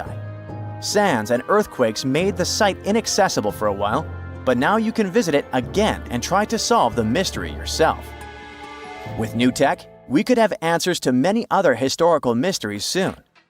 A team of scientists at Chicago's Field Museum of Natural History recently used a special CT scanner to learn more about ancient Egyptian mummies without unwrapping them. They gently rolled 26 mummies on custom carts out to the parking lot, where the scanner was waiting. It took thousands of detailed X-ray pictures of each mummy and their coffins. When all the pictures were put together, they created 3D images that showed what was inside, the skeletons, and some artifacts. The scientists hope these images will help them understand ancient Egyptian burial practices from over 3,000 years ago. Even though the scanning process only took 4 days, it might take 3 years to study all the data. But scientists were able to learn some personal details about the mummies. One of the most popular mummified individuals at the museum, Lady Chineta, was a woman who lived in ancient Egypt about 3,000 years ago. It looks like she passed away in her late 30s or early 40s. To make sure her body looked complete for the afterlife, embalmers put stuffing in her neck to keep it from collapsing. They also placed artificial eyes in her sockets, so she would have eyes in the next world. She was wrapped in fancy linen and placed in a beautifully decorated coffin. The scans revealed that it had been carefully crafted with a slit at the back, which embalmers used to fit the body. There were also some artistic details on the surface, like markings for her knees. It looks like her burial was on the scale of a high-end luxury car. Strange and amazing items are discovered often, but figuring out what our ancestors were up to is pretty tough. Especially when all you have are just some rusty cups and cave drawings. It's no surprise that even the experts in lab coats sometimes make mistakes. But it's not just about dusty plates and huge stones. Sometimes there's even humans with large heads. So grab your digging tools and let's travel back to ancient times to explore incredible societies that even scientists can't fully explain. Sardinia may look idyllic now, but I'm not gonna lie, I wouldn't fancy visiting it 3,000 years ago. Rumor has it, terrible giants roamed around this island back then.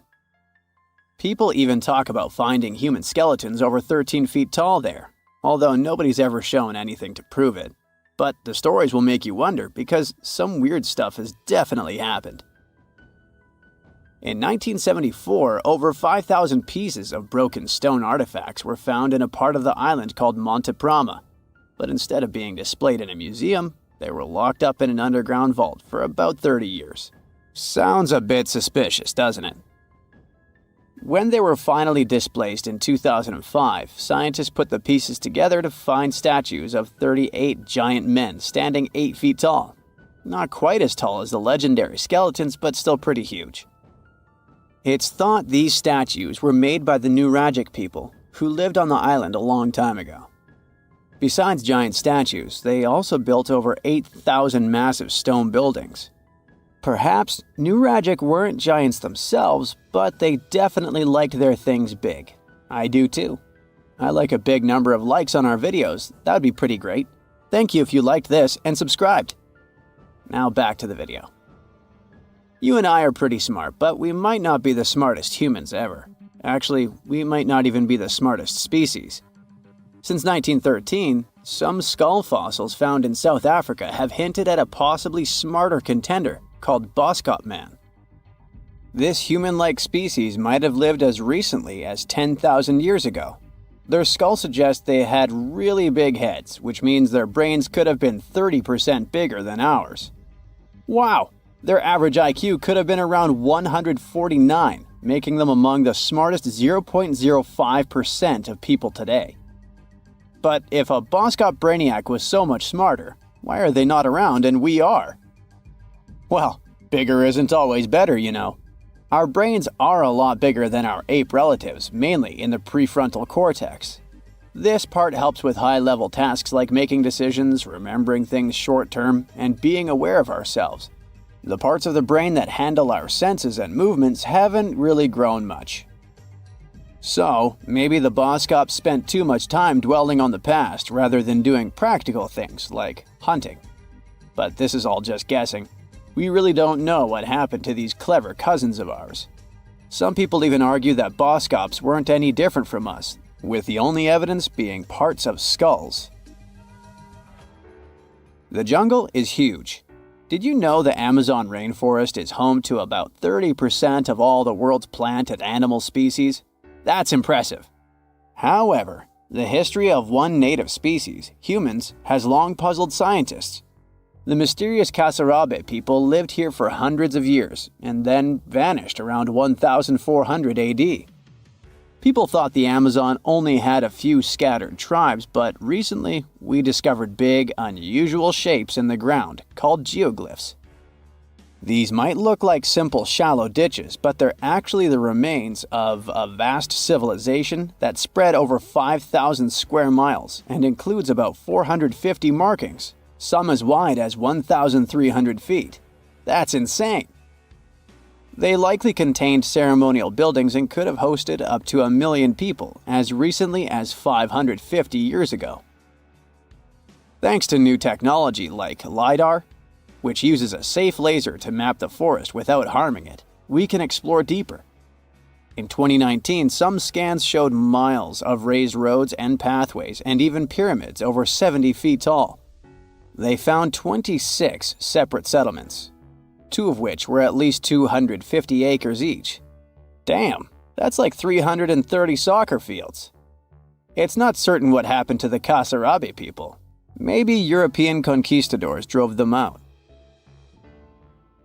Maybe the most baffling ancient civilization is one we've never actually found a trace of. Yep, I'm talking about Atlantis, the grand city that supposedly sank into the ocean. The first mentions of Atlantis come from the ancient Greek philosopher Plato, who talked about a great city near the Strait of Gibraltar. But for ages, everyone just thought Plato made up Atlantis as a perfect version of his own Athens. So why, about 12,000 years after it supposedly vanished, do we still wonder if it might be real? Well, in the 19th century, U.S. Congressman Ignatius Donnelly wrote a book giving 13 reasons why he thought Atlantis was more than just a myth. Then, in 1965, some folks thought they actually found Atlantis when they discovered the Richat structure, a massive 25-mile-wide dome in Mauritania, Africa.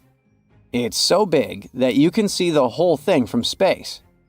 2 astronauts flying over the Sahara Desert spotted this giant eye staring back at them and thought they'd made the discovery of a lifetime.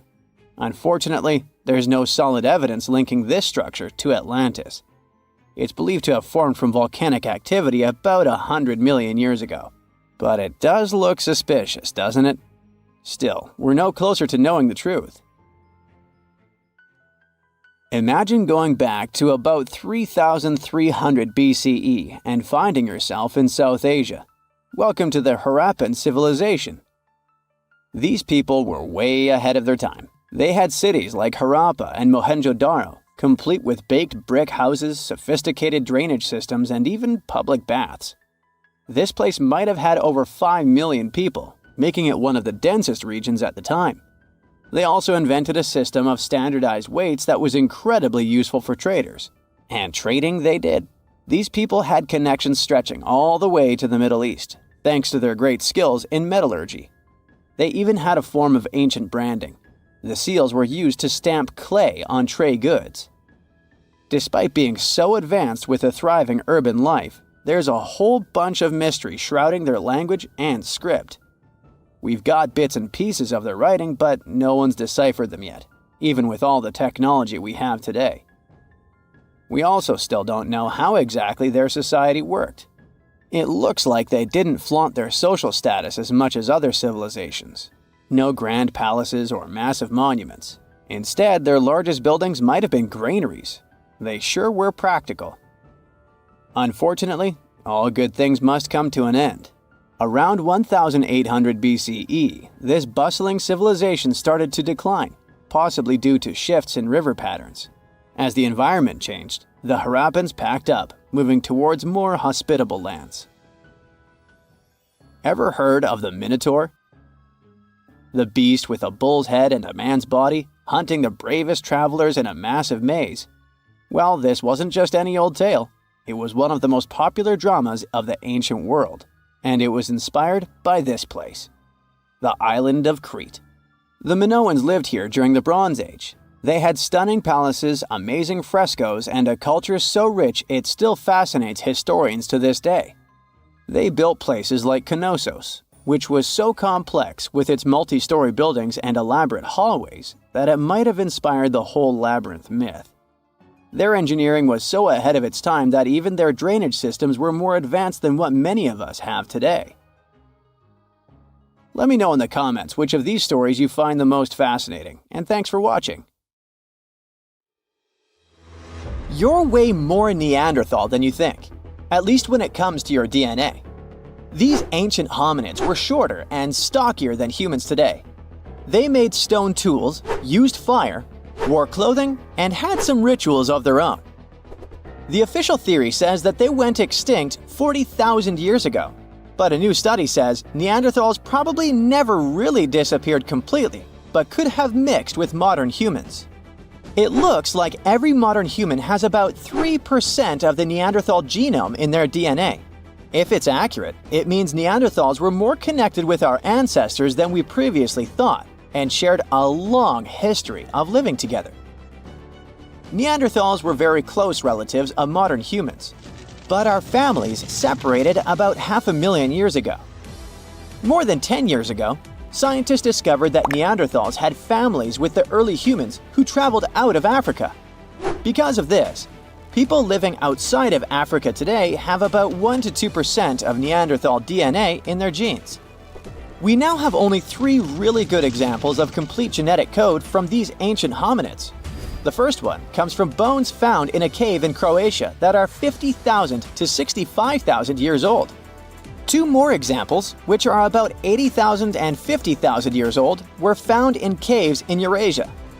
Scientists still aren't sure as much about how modern human DNA got into the Neanderthal genetic alphabet because they don't have enough material to study. But they did compare the existing DNA of 3 Neanderthals with the DNA of 2,000 modern humans. They found that the Neanderthal DNA might be made up to 3.7% of modern human genetic code. It means that in the ancient Neanderthal population, about 1 in 30 parents were modern humans. The scientists found that modern human DNA got mixed into the Neanderthal genetic alphabet during at least 2 periods when humans and Neanderthals were interbreeding. This happened once about 200,000 to 250,000 years ago, and again about 100,000 to 120,000 years ago. There might have been other times they mixed, but we can't see those in the DNA we have now. Another recent study, which hasn't been fully checked by other scientists yet, says that most of the Neanderthal DNA in modern humans came from one big period of mixing, about 47,000 years ago, that lasted for almost 7,000 years. Scientists found skulls that are about 100,000 years old in 2 caves in the Middle East. These skulls look like they belonged to early modern humans, but have some features like bigger eyebrows that might show they had Neanderthal DNA. This could be because of gene flow from Neanderthals, and it fits in the mixing time frame. The study also looked at the genetic differences in the 3 Neanderthal genomes and found out that Neanderthals had an even smaller population than scientists thought before. It could be another proof that Neanderthals didn't just go extinct, but became part of the modern human gene pool. Many groups of modern humans left Africa and mixed with Neanderthals so much that Neanderthals couldn't stay separate.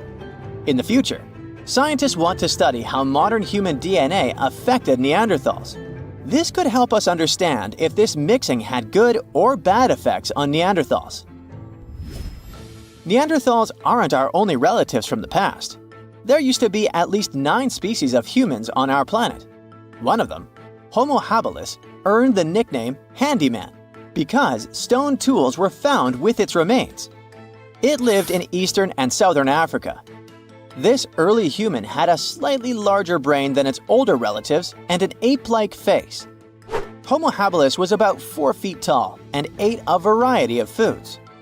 For a long time, scientists thought Homo habilis was the oldest member of our human family. But new dating methods have shown that Homo erectus, another ancient human, might be older and not related to Homo habilis. Homo naledi is a more mysterious member of our human family discovered in a South African cave in 2013. It's the only region of the world where their remains were found. They walked on 2 feet but were also good at climbing trees. They were small, about 4 feet 9 inches tall, weighed around 88 pounds, and had small brains. We don't know much about how they lived since we haven't found stone tools or other cultural evidence. But some scientists think they might have buried their deceased and made cave art. In 2010, scientists found some fossils in a cave in Siberia, but they weren't sure what species they belonged to. These fossils are from a group called the Denisovans, who lived between 194,000 and 51,000 years ago. We don't know much about them because we only have a few fossils. But DNA analysis has shown that Denisovans were closely related to Neanderthals and modern humans. They even had families with early humans, especially in Southeast Asia. There aren't enough fossils to give Denisovans their own species name, but their genes are found in modern humans, which means they might be part of our own species.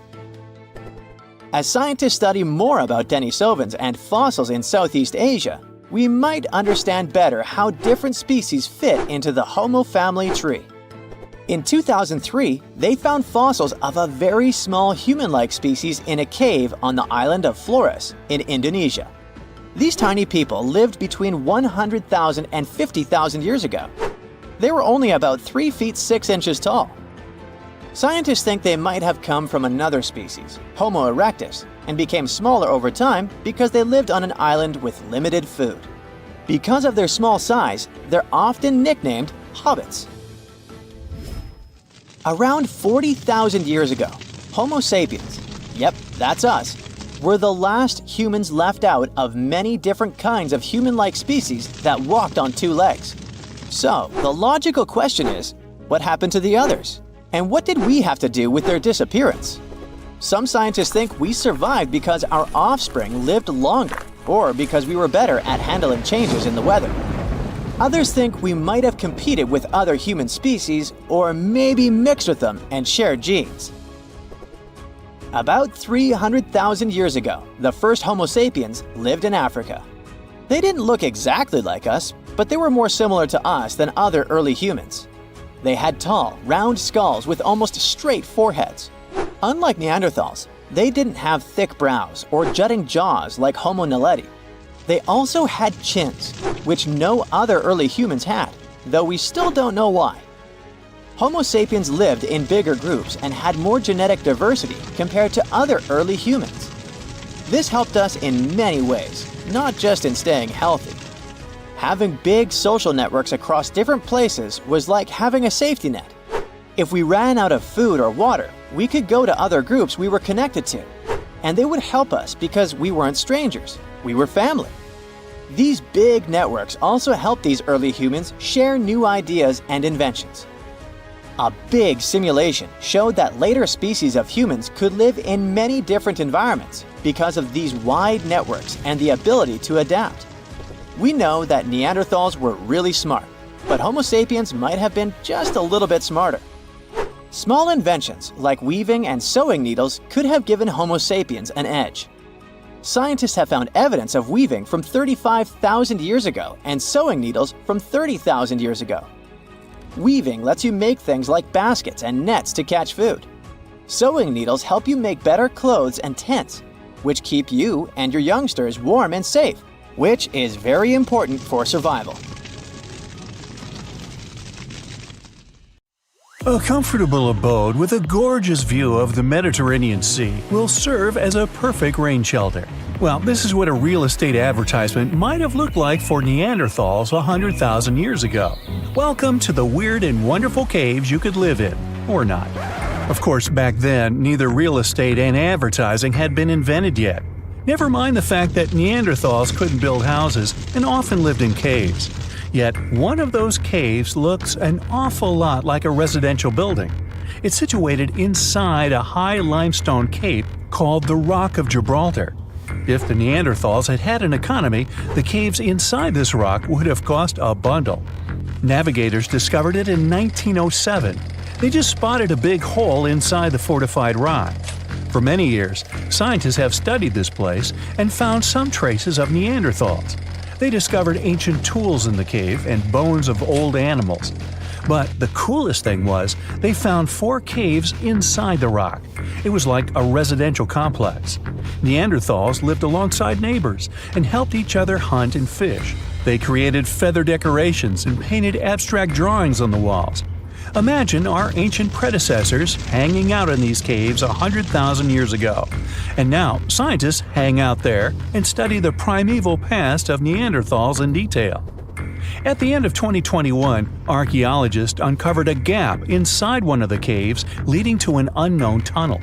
They crawled through this hole and opened a new space under the cave roof. This place has been closed off from the outside world for over 40,000 years. And it seems it was one of the most prestigious apartments in the entire mountain complex. It has high ceilings with ancient stalactites. The ruined stone curtains divided the apartment into several rooms. Scientists also found the remains of ancient animals and scratches on the walls. It seems that Neanderthals had never lived here, but they used to visit this place. Archaeologists found the shell of a sea snail called dog whelk. One of the Neanderthals brought it here for some reason, but the primary owners of this place were hyenas. These caves show that Neanderthals were closer to humans than to monkeys. They had a way of life and even some customs. There's still a lot of work ahead, and scientists hope to find new rooms inside this rock. Meanwhile, in 2003, archaeologists discovered another early dwelling on the Isle of Flores in Indonesia. Among the green jungle, they found a cave with ancient tools. At first, everyone thought the human ancestors lived here, but then scientists discovered an unusual skeleton of an adult. A thorough analysis showed the skeleton belonged to a 30-year-old woman, 3.5 feet tall, just above the waist of an average adult. The woman's weight was equal to the weight of an adult shepherd. The skeleton didn't belong to Neanderthals or Australopithecines. It was a new unknown species, which scientists called Homo floresiensis, or simply the Hobbit. Also, there were remains of unusual ancient animals in the cave. It was an elephant the size of a cow, some large storks, and giant rats. Archaeologists have found out that hobbits were not the owners of this place. The main inhabitants were the rats the size of a cat. Maybe they were fighting the hobbits. Some analysis shows that Homo floresiensis wasn't our direct ancestor. They were in a separate branch of evolution. The hobbit skeleton looks more like that of a monkey than of modern humans. In 2009, in the dense jungle of Vietnam, archaeologists discovered Son Don, the largest cave in the world. If you go inside the cave and shout, you'll hear your echo a long time. In some places, the height of this cave reaches half the height of the Empire State Building, and the total area is larger than one central block of New York. Son Don is one of the 3 caves in the Vietnamese jungle. Many intricate mazes connect these caves. Inside, you can find unique plants and trees that live separately from the outside world. It's a real underground jungle. In some places, you can find collapsed ceilings that let the sunlight in. Besides unusual trees and plants, ancient stalactites hang there. Some limestone deposits are more than 450 million years old. They were here even before dinosaurs appeared. There are also many rivers in the cave. Rainwater coming down from holes in the ceiling has formed them. Fast streams resemble slides in a water park. They lead to unknown underground labyrinths. Scientists have studied only a small part of all these caves. The next unusual cave is in New Zealand. Hundreds of thousands of fireflies live inside. Each of them glows with a blue light. Together, they light up the cave. It may seem to you that you're on another planet, but you can't stay there for a long time. Special air measuring devices are everywhere. Scientists monitor the level of carbon dioxide necessary for the normal existence of fireflies. These insects are sensitive to the environment. If there are many people in the cave, or they stay there too long, the park staff will ask them to leave the place. It's like you're literally stealing oxygen from the fireflies. We've seen some pretty amazing caves so far, but how about a scary one? We're going to the desert of Yemen's Al-Mara province. What we're looking for is not a cave, it's just a black hole in the ground, right in the middle of the desert. It's big, the size of a basketball court. It's not its size that could scare you, but what's inside. Scientists are still not sure what it is. From the depths of this black abyss, a disgusting smell of rotten eggs constantly comes out, and sometimes you can hear some strange, frightening sounds. The blackness of the giant hole in Yemen absorbs all the sun's rays, so you won't see what's there even with a powerful flashlight.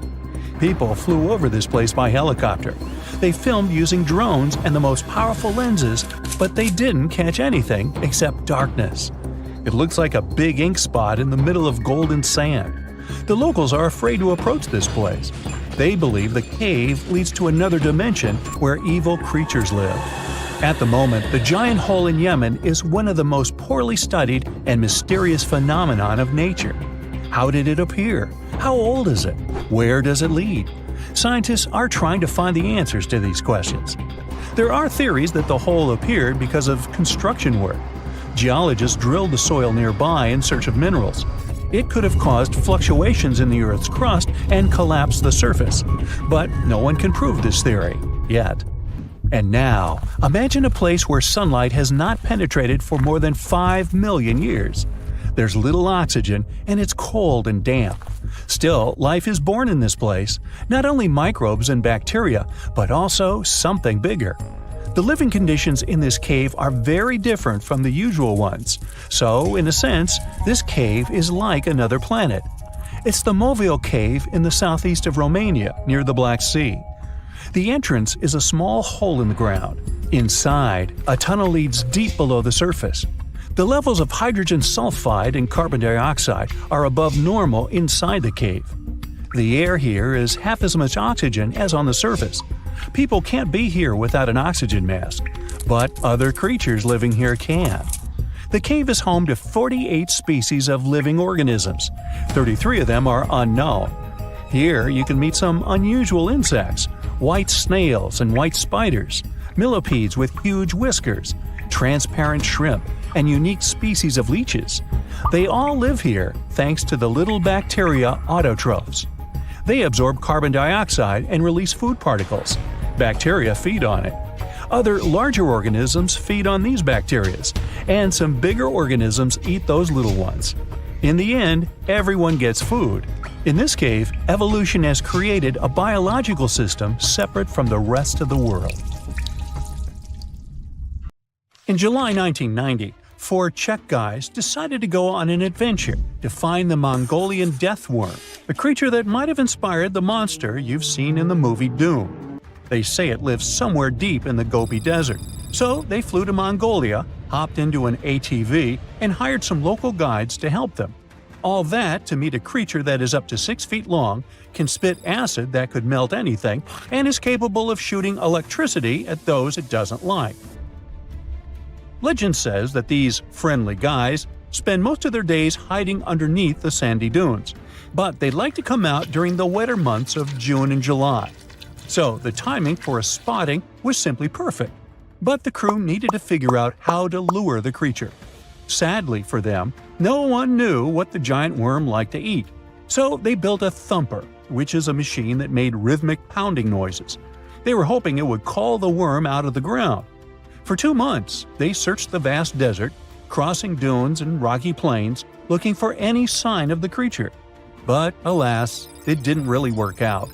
Ivan McCurley, who was the leader of the 1990 expedition, came back to Gobi Desert again. He once tried to attract the megaworm with blasts, and the second time he used a small airplane to scout the dunes. Over the years, groups from America, Britain, and New Zealand organized big expeditions to the Gobi Desert to try and find the creature. Many others came from all around the world on their own and found nothing. The people in the West first found out about the megaworm of the Gobi Desert thanks to an American paleontologist, Roy Chapman Andrews.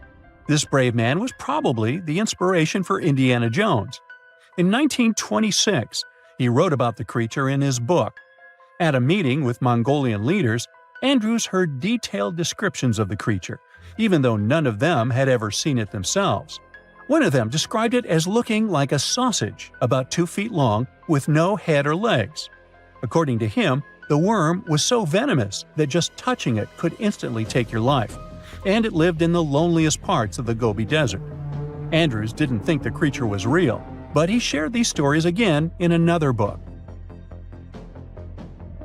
In May 2005, 4 friends from Great Britain who search for monsters professionally decided to try their luck. They made drawings of the worm and hired local people to hand out flyers all over the Gobi Desert. These flyers offered a reward to anyone who could give information about the worm or even bring them a specimen. They thought loud sounds that other explorers tried would scare the beast away. Some told them it likes damp conditions, so they came up with a plan to block streams of water to create wet areas that would lure the worm out. Their plan didn't work because it was too hard to build dams in the desert. They ended up using small traps, but didn't find any actual proof that the worm existed. But they did meet locals who shared interesting stories about strange creatures they had seen over 70 years. Over the years, stories of the monster spread around the world. In some of them, it's only 1 foot long. In others, it's as large as a human. It's white-gray or scaly and brown, or maybe fleshy and bright red. Someone said it resembled a snake, or maybe a caterpillar, or maybe it has wings and can fly. And some believe it could be a supernatural evil being without a body. Maybe the stories are so different, and the search operations are so fruitless, because the creature doesn't even exist. Or it could be one of many cryptids. Those creatures like Bigfoot, Yeti, the Loch Ness Monster, their existence has yet to be proven. In 1983, one scientist who was visiting the region heard that an old man had managed to catch the mysterious worm. He also learned there was a nest nearby. The scientist bravely approached the hole in the sand and put his hand inside. A giant creature dragged him in, and he was never seen again. Just kidding. He actually found a Tartar sand boa inside. It's a chunky, burrowing, non-venomous snake that has small eyes and gray-brown scales. He showed it to the locals to verify if it was the monster, and supposedly all of them said yes. Most Mongolians who know about the worm still believe it's real. Now, even though people call our supposed monster a worm, it's just what it sounds like in the English translation. Many Mongol cultures have used this word for centuries to refer to any animals they thought to be really dangerous, especially snakes, even non-venomous ones.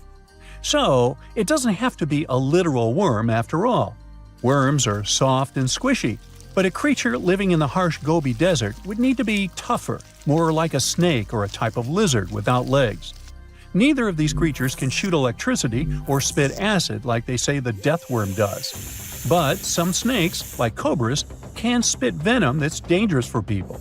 If it were real, the creature would have a backbone, and explorers searching for it would likely find some bones or evidence left behind. And there are actually fossil remains all over the Gobi Desert. Scientists found representatives of over 80 dino groups here over the last almost 100 years. It all started with the world's first dinosaur egg nests. This discovery changed all the scientists knew about dinos.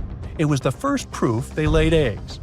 In the following 2 years, the same expedition team unearthed over 100 dinosaurs and took them to the American Museum of Natural History, where you can still see them today. Some of them were swimming around in the Cretaceous Sea that used to be here about 71 million years ago. They resembled modern birds. The mystery of the megaworm is still unsolved, but there used to be another mystery scientists finally managed to explain. Back in the 13th century, a famous traveler, Marco Polo, not the guy from the swimming pool game, crossed the Gobi Desert. He thought he could hear mysterious noises, like the sounds of musical instruments such as drums. He wrote about it in his book and believed he might be hearing the voices of restless spirits. Scientists call these noises singing sands or booming sands. Unlike the squeaky sound you might hear when walking on a sandy beach, these desert sounds are much louder, like a musical instrument playing deep, haunting notes.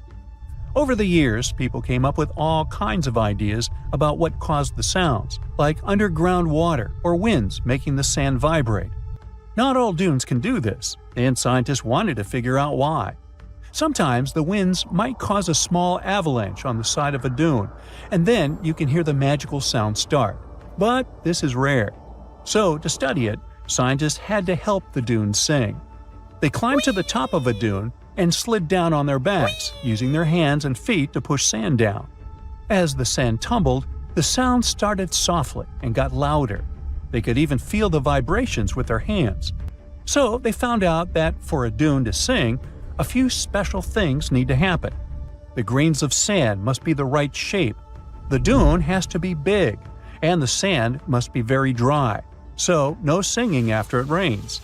Inside the dune, there's a hard layer of packed sand that acts like a giant speaker. This layer bounces the sound waves back and forth, makes the noise louder and louder, and creates a haunting melody that can fill the desert air. In other words, the dunes can play tunes. Yeah, sorry, I couldn't help myself with that one.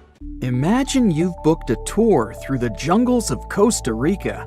All of a sudden, you stumble upon a huge stone sphere, nearly the length of a king-sized bed in diameter. How on earth did it end up there? And what does it symbolize? You immediately ask your guide.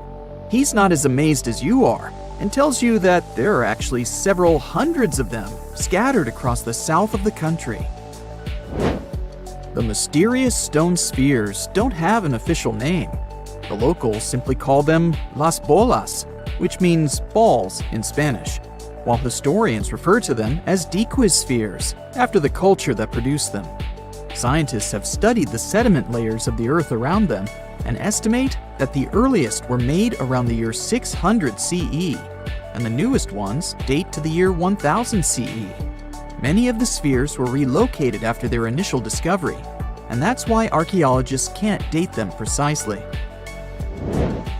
The dequis culture completely disappeared shortly after they were discovered by the Spanish in the 16th century. Unlike the Mayas and the Aztecs, the myths or legends of these peoples didn't survive, so they cannot explain the existence of the mysterious orbs. More than 300 of these objects have been discovered so far, with some being smaller than 1 inch in diameter, and the largest measures 6.6 feet in diameter, standing taller than most humans. Although there are ones made from limestone, most spheres were carved out of a coarse version of basalt, a type of rock that forms when lava cools rapidly. Some orbs weigh up to 15 tons, and in most cases, their surface is smooth to the touch, although there are coarse, mostly unfinished pieces. If we throw away the theory that river erosion naturally sculpted the spheres, the ancient people seem to have created them by hammering boulders with other rocks. Once they got the rough shape they were aiming for, they would polish the rock to perfection, using techniques such as controlled fracture and grinding. The mysterious spheres are located in the Dequis Delta, on the coast of the Pacific Ocean.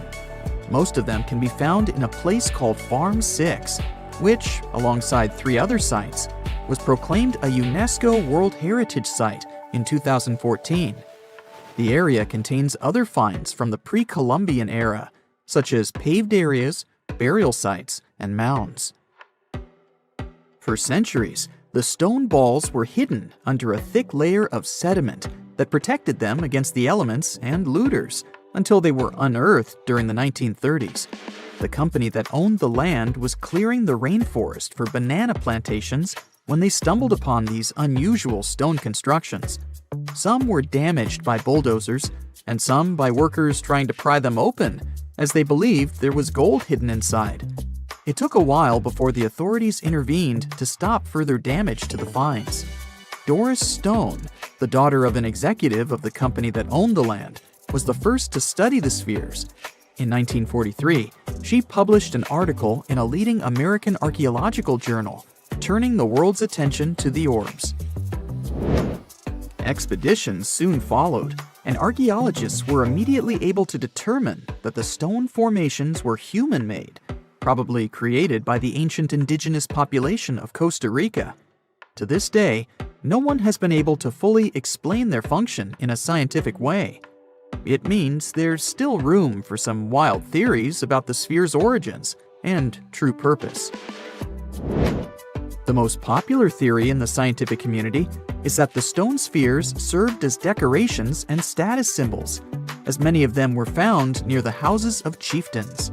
Local tribal leaders were also laid to rest with some of the smaller balls, so these stone formations were definitely associated with power in some way. Chiseling a boulder to perfection involved a lot of labor and planning, and only powerful individuals could afford it at the time. The other popular theory is that the boulders were used for astronomical observations. Individual spheres represented stars or planets, like a primitive map of the night sky. Since they were perfectly round, it was easy to roll them around. Before the jungle engulfed them, the area where they were found was a flat alluvial plain, ideal for rolling large boulders around. Another version of this theory suggests that the stones were used as boundary markers, much like modern border stones, which are also mostly made from stone. Finally, legends from other tribes that lived in the area tell of how the spheres were cannonballs that the deity of thunder used to drive away the deity of winds and hurricanes. We still don't know the original purpose of the Costa Rican spheres, but they remain an important part of the country's national identity. The National Museum in the Costa Rican capital, San Jose, has 6 of them in its courtyard. Many other spheres have become prized garden decorations for wealthy Costa Ricans. There's even one at Harvard University. More than a millennium after they were created, the mysterious stone spheres of Costa Rica are still associated with power and wealth. In terms of numbers, the stone orbs are not perfectly round. They are rated as nearly perfect, at 96% spherical in shape. And while even that is pretty impressive, the spheres of Costa Rica are not the only ones of their kind. Nearly a decade ago, workers came across mysterious giant stone spheres deep underground in a coal mine in northern Asia. The surface of the spheres, which measured a little over the length of a human footstep in diameter, was unusually smooth, and people tried to explain it somehow. Some were certain they were out of this world, and others suggested the spheres were actually petrified dinosaur eggs. Scientists quickly put an end to further discussion, as it turned out that the mysterious spheres were concretions. Those are rock formations that take millions of years to form deep underground. Think of a pebble that picks up snow as it rolls down a hill. That's how concretions are made. Groundwater, rich in sediment and minerals, flows around the sediment, slowly shaping it into a perfect orb. The process is quite common in nature, but most concretions are fairly small. The spheres found in the coal mine grew to their size in the mineral-rich ground, and they were big enough to get the press and the general public interested. Another possible case of concretions is the massive stone spheres found in the Visoko Valley in Bosnia. Samir Osmanagic, better known as the Bosnian Indiana Jones, was the first to explore those objects about as wide as the length of a London bus. He believes the stone spheres were carved by a lost civilization that lived in the area 1,000 years ago. The reddish color of the orbs, though, is proof to geologists that they are indeed concretions, rich in iron content. The Moki marbles, found in rural Utah, are similar in color to the Bosnian spheres. These tiny concretions are the size of toy marbles and consist of a sandstone core and a shell made out of hematite, an iron ore. In South Africa, miners have come across Klerksdorp spheres, which are similar in shape and size to Moki marbles. The only difference is that these ones formed inside volcanic sediments and ash. The most intriguing among human-made tiny spheres are probably the orbs found on several Greek islands. Scientists discovered 700 stones smaller than golf balls near the Bronze Age site of Akrotiri on the island of Santorini. They believe that the finds were between 3,600 and 4,500 years old. When they compared all the stones' variations in size and color, the archaeologists concluded that these enigmatic stones could have easily been the oldest board game ever made. With the help of artificial intelligence, scientists are now trying to work out the rules of this game. Have you heard of Göbekli Tepe? It's an ancient site in Turkey that literally made historians rewrite history books. Over 11,000 years ago, a group of prehistoric humans crafted an enigmatic masterpiece that's even older than Stonehenge.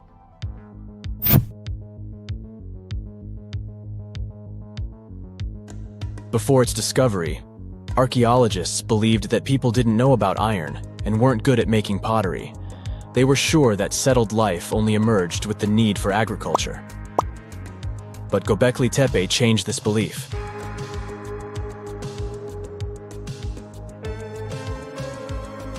The place has revealed that it was the temple that paved the way for a settled life, not agriculture. Until this discovery, researchers believed that farming was the catalyst for sedentary living.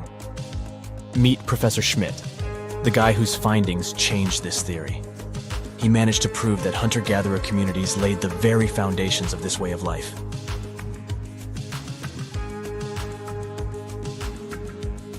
Back in the 1960s, other archaeologists visited the area, but they totally missed the mark. While surveying the region, they stumbled upon a hill with scattered limestone slabs and concluded it was just an old burial ground from medieval times. Little did they know that there was so much more to uncover.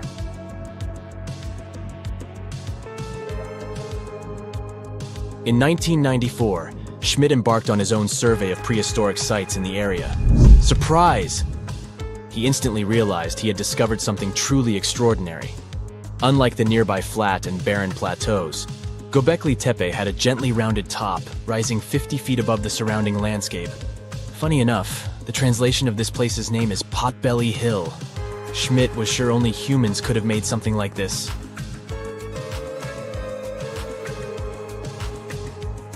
Those broken limestone pieces that were mistaken for gravestones turned out to be way more exciting. It was like stumbling upon a hidden treasure. The pieces took on a whole new meaning, and Schmidt with his team was about to dive into the secrets waiting beneath the surface. To their surprise, they found no traces of a settlement, no hearths for cooking, no houses, and none of those adorable clay figurines commonly found in nearby sites of similar age. However, they uncovered that those ancient people used tools like stone hammers. So, Schmidt and his team put their heads together and took a wild guess at the age of Göbekli Tepe's stone structures. Their estimation got backed up by some limited carbon dating done right at the site. The ancient vibes of this place were finally starting to make sense. It was like a puzzle slowly coming together.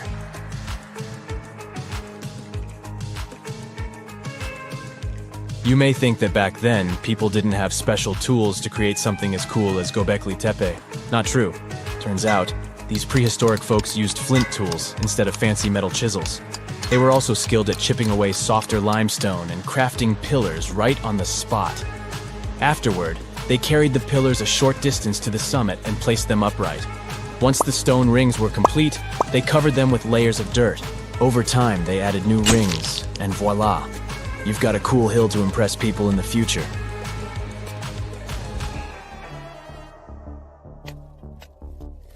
During their first year of excavation, the team went through 15,000 pieces of animal bones from wild creatures.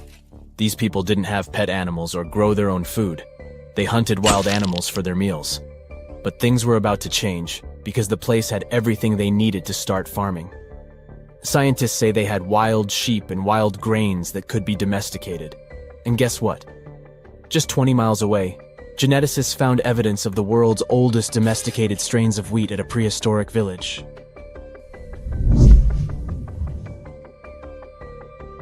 These amazing findings have completely changed how we view civilization. In the past, experts believed that people needed to learn how to farm and settle in one place before they could build temples and develop complex societies. But guess what? Schmidt's research flips that idea on its head. He claims that the incredible effort put into constructing these astonishing structures actually set the stage for the development of advanced societies. It means that societal and cultural changes happened before agriculture. Schmidt has this fascinating hypothesis about Göbekli Tepe. He thinks it could have been a special burial site where people left their loved ones. And here's the twist. The burial site was adorned with fancy statues and symbols representing deities from the spiritual realm. The idea that Göbekli Tepe could have served as a sacred place adds another layer of complexity to the whole story. While the site's true purpose may remain elusive, Schmidt's insights invite us to consider the profound interplay between life and the afterlife, and the deep reverence ancient hunter-gatherer societies may have had for their departed ancestors.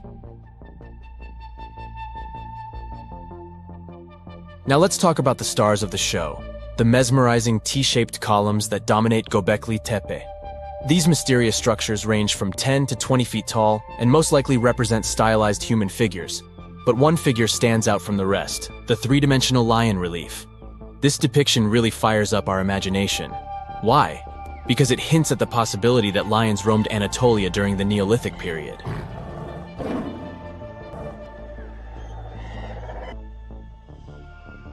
These standing stones are arranged in circles and placed in rectangular pits. Each circle has a similar setup. Two big T-shaped pillars in the center, surrounded by slightly smaller ones facing inward. Talk about a stylish arrangement. These towering pillars reach a whopping 16 feet and weigh between 7 and 10 tons. Some pillars are plain and simple, while others are like works of art with intricate carvings. Foxes, scorpions, and vultures come to life, crawling and twisting on the pillars' sides. But it's not just animals depicted on these stones. Some pillars have abstract shapes representing humans, and even small carvings of clothing items. Some of them even have belts. Now, there's one pillar that stands out from the rest like a rock star. This super old stone pillar suggests that a comet crashed into Earth.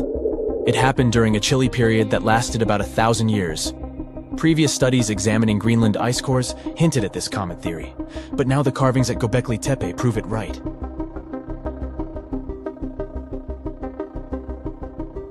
The carvings on the pillars are like a historical comic strip.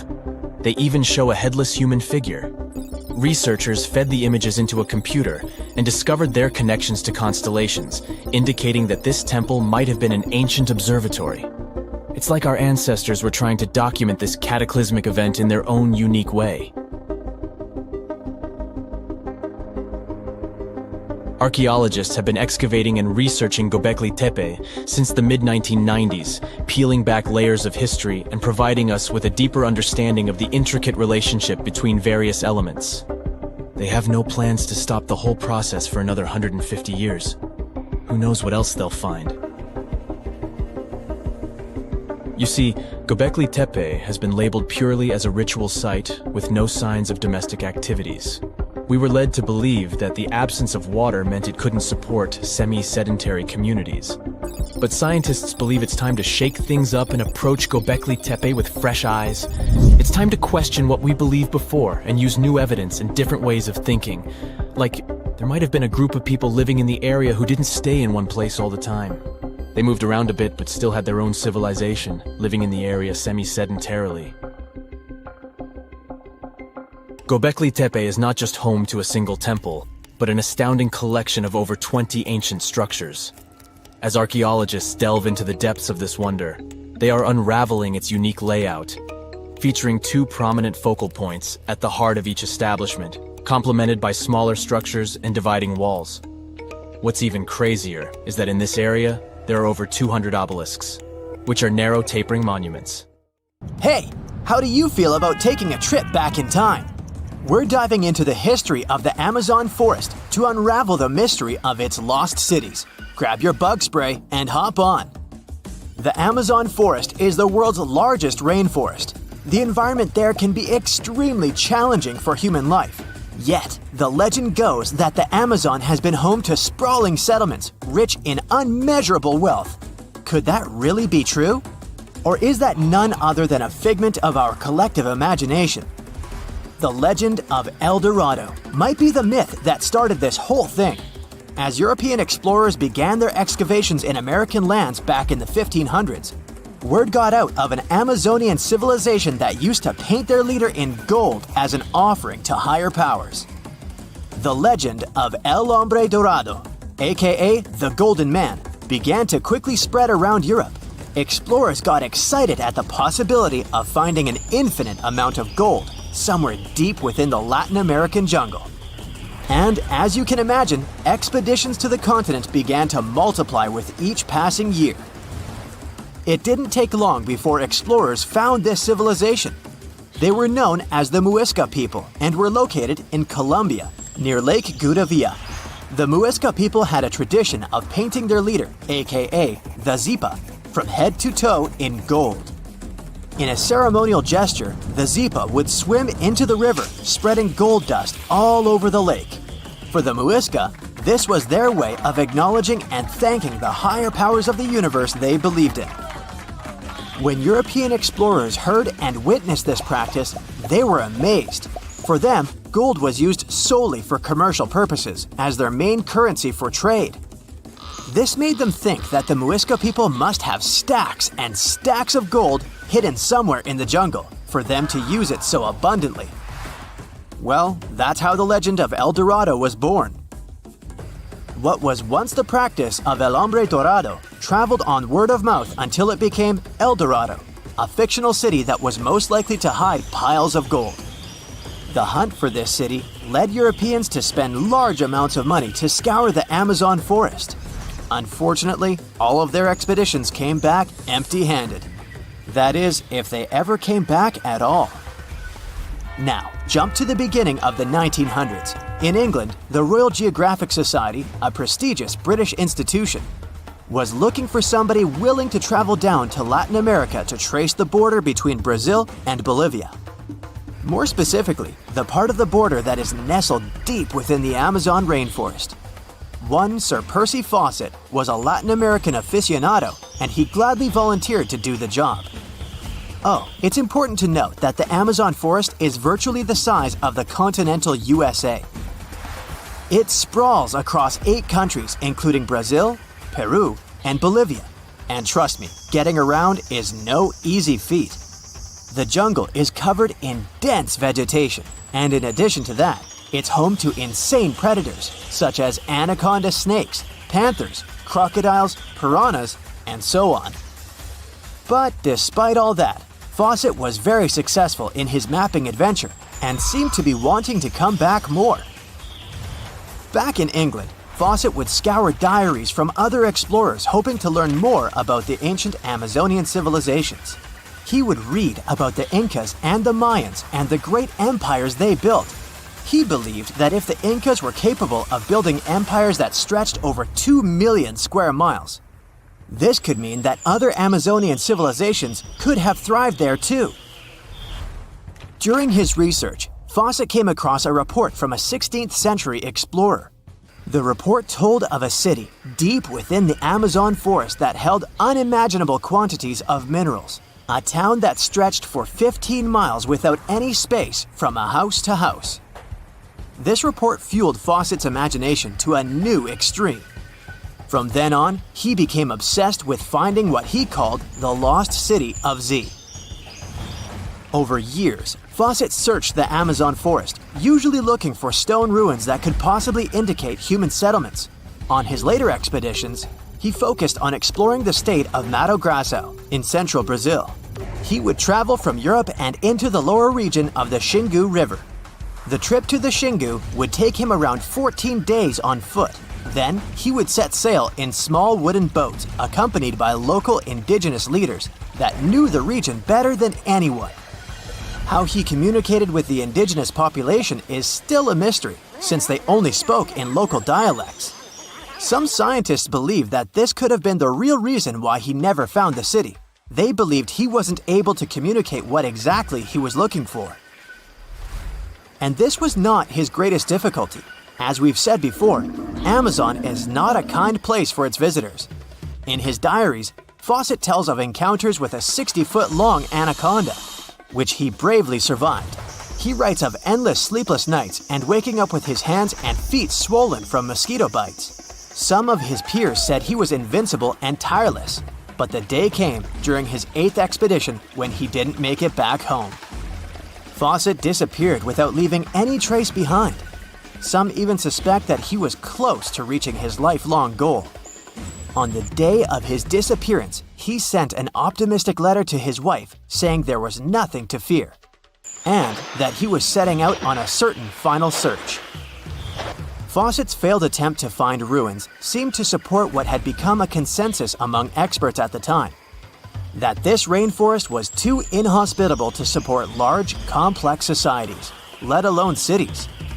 Experts were convinced that the Amazon's lost cities were nothing more than fiction. That is, until the 1960s, when modern research began to find evidence that suggested otherwise.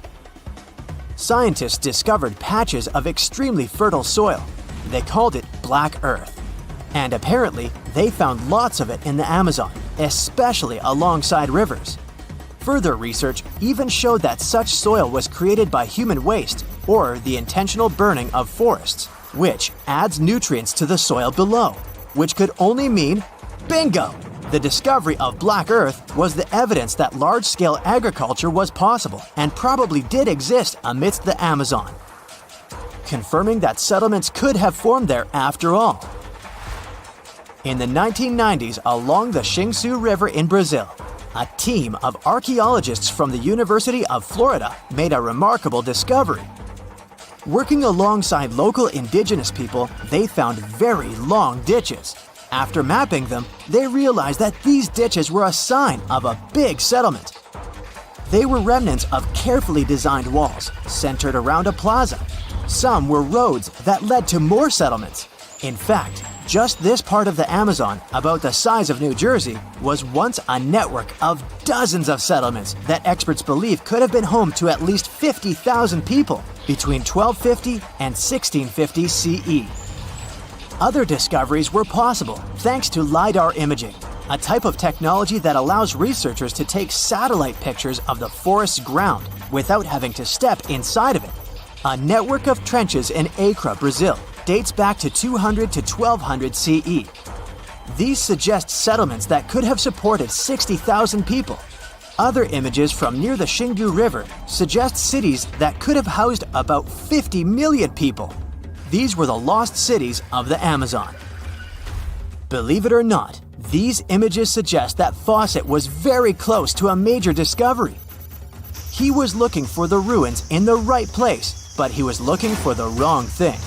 Unlike cities such as Cusco, which used stone as their primary material, Amazonian settlements used wood and earth to build their cities.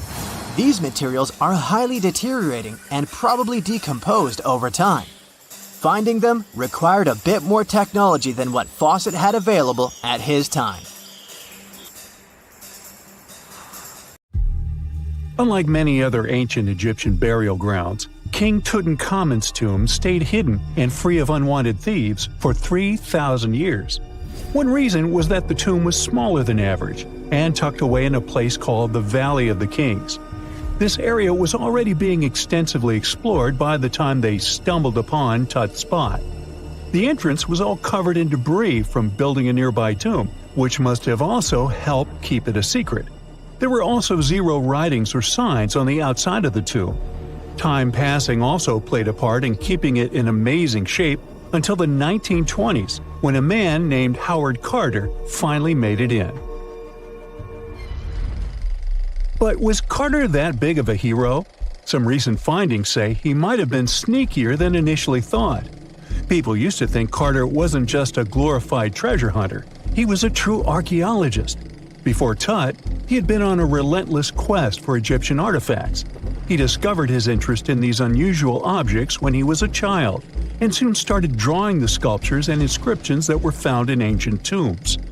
After stumbling upon the remains of King Tut, Carter spent a decade recording and processing all sorts of objects, like golden thrones, chariots, and statues from Tut's tomb, shipping them down the Nile to Egypt's museum in Cairo. Well, at least that was the official story. More recent discoveries claim that not all of the objects made it to Egyptian officials. A secret letter seems to uncover Carter's little 10 for them, 1 for me policy. The letter in question was sent to Sir Alan Gardiner, a philologist and friend of Carter's, dated from 1922.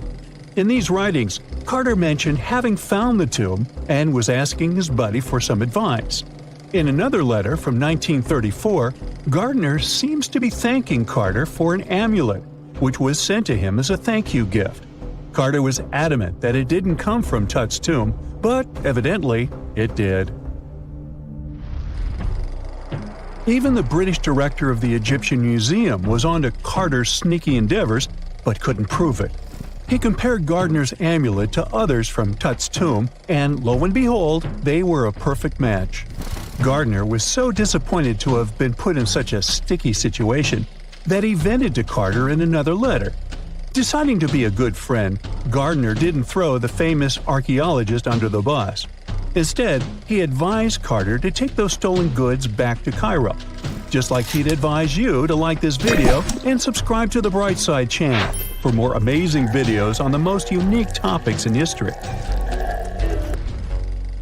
It's not the only shady piece of information on Carter's post-discovery behavior.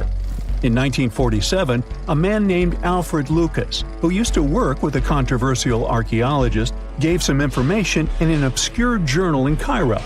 He claimed that Carter sneakily cracked open the burial chamber door himself. Then he sealed it back up like nothing had happened before the official uncovering. Now, why would he do that? Well, the same theory suggests that Carter and his crew might have entered the tomb early so they could get their hands on some ancient goodies. Obviously, these people couldn't risk having such objects sold while they were still alive, but made sure they were auctioned off after they passed. Carter, though, never confessed to anything. He made no official denial either, but the Egyptian government couldn't risk any more mysterious disappearances, so they prohibited him from entering the tomb for a while. Some have connected this apparent stealing to the curse of King Tut. If you've never heard of it, know that it became quite the scary tale soon after King Tutankhamun's resting place was uncovered. It claimed that anyone messing with the tomb of the boy pharaoh would face some serious bad luck. It's not all dramatic like a mummy going on an aggressive spree, but word got out that the people involved in disturbing King Tut's lair met some mysterious, untimely ends. The main untimely passing related to this supposed curse is that of George Herbert, the 5th Earl of Carnarvon. He was this British aristocrat who helped fund the search for the tomb. He passed away just a year after the tomb was opened. Now, people love to call it mysterious, but it turns out that Herbert was already in pretty bad shape health-wise when he got to Cairo, and he ended up getting taken down by a regular disease. Now, let's talk numbers. There were a lot of people linked to this tomb opening: security guards, archaeologists, and supporting staff. And sure, a few of them did pass not long after the tomb started receiving visitors. As much as we'd like this curse to be true for the sake of, good storytelling, statistically, if you have a bunch of people connected to opening a tomb, you'd expect some passings just by random chance. The average lifespan for those supposedly targeted by the ancient curse was more than 20 years after the spell was supposed to kick in. Herbert's daughter even lived until the 1980s, that's half a century later. And Howard Carter himself lived until 1935, a solid 16 years after the big reveal. Some have suggested that the whole curse was nothing more than a careful PR strategy. You see, when Tut's tomb was found, Howard Carter wanted to make a priority out of keeping nosy reporters away. So he might have come up with a curse hanging over anyone entering the boy king's resting place. But what was stolen from King Tut's tomb anyway? Well, some jewelry to begin with. It might have been snatched by Howard Carter himself, according to a French specialist. He did some intensive research by looking at old pictures taken from inside the tomb back in the 1920s. He compared those images to various objects from museums and auction houses. He soon started to piece together the whereabouts of some of Tut's jewelry. First up, there's this collar that used to be on Tut's chest. It was all broken into pieces, and some parts went via Carter to the Nelson Atkins Museum in Missouri. Meanwhile, other bits ended up on a necklace owned by some unnamed people who tried to sell it in 2015 but failed. Even the Nelson Atkins Museum agrees, as they've confirmed the information on their website.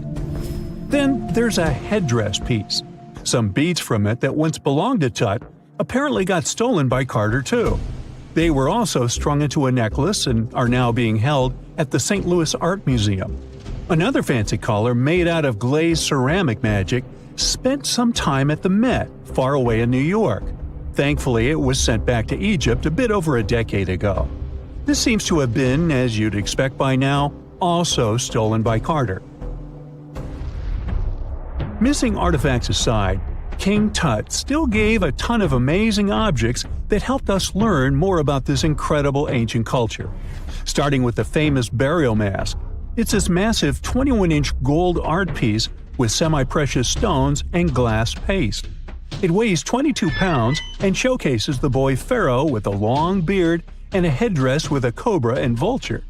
On the back, there's this spell from an important ancient Egyptian spiritual book that's supposed to make sure it works just as well in the afterlife. Tut was also apparently a board game enthusiast. They found 4 board games in his tomb, some made of ivory. Archaeologists also found a pair of gold sandals, though you'd imagine they were more for show than for comfort. In fact, the pharaoh probably never wore them in his lifetime. Now, speaking of fashion items, it turns out Tut was quite the fancy ruler. They even found a mannequin in his tomb that was used to pick out, adjust, and store his outfits and jewelry. The boy king seemed to have also enjoyed some music, based on the 2 trumpets historians found in his tomb. Though they were played back in 1935 in a BBC broadcast, the instruments are today considered too fragile to be maneuvered. Hey there, curious history buffs! Have you heard the legend of the ancient race of giants of Nevada? Yes, I'm talking about actual giants that allegedly lived thousands of years ago. Now I know what you're thinking. Giants, really? Well, archaeological finds add fuel to this debate too. And here's where it gets interesting. Lovelock Cave was indeed used as a burial site, and some of the remains found there are much larger than average human bones. The cave is by the Humboldt Sink in western Nevada. It was once part of an enormous lake, which eventually dried up, leaving a number of smaller ones, including the Humboldt Sink. The cave became the home of the Site-Ka tribe. According to the legend, these red-haired giants were so big that they had to be buried in the cave itself. Indeed, later on, archaeologists discovered 8 to 10 foot tall skeletons. This legend started to unfold when a mining engineer named John T. Reed talked to the locals in 1886. Once Reed saw the cave, he knew he was onto something.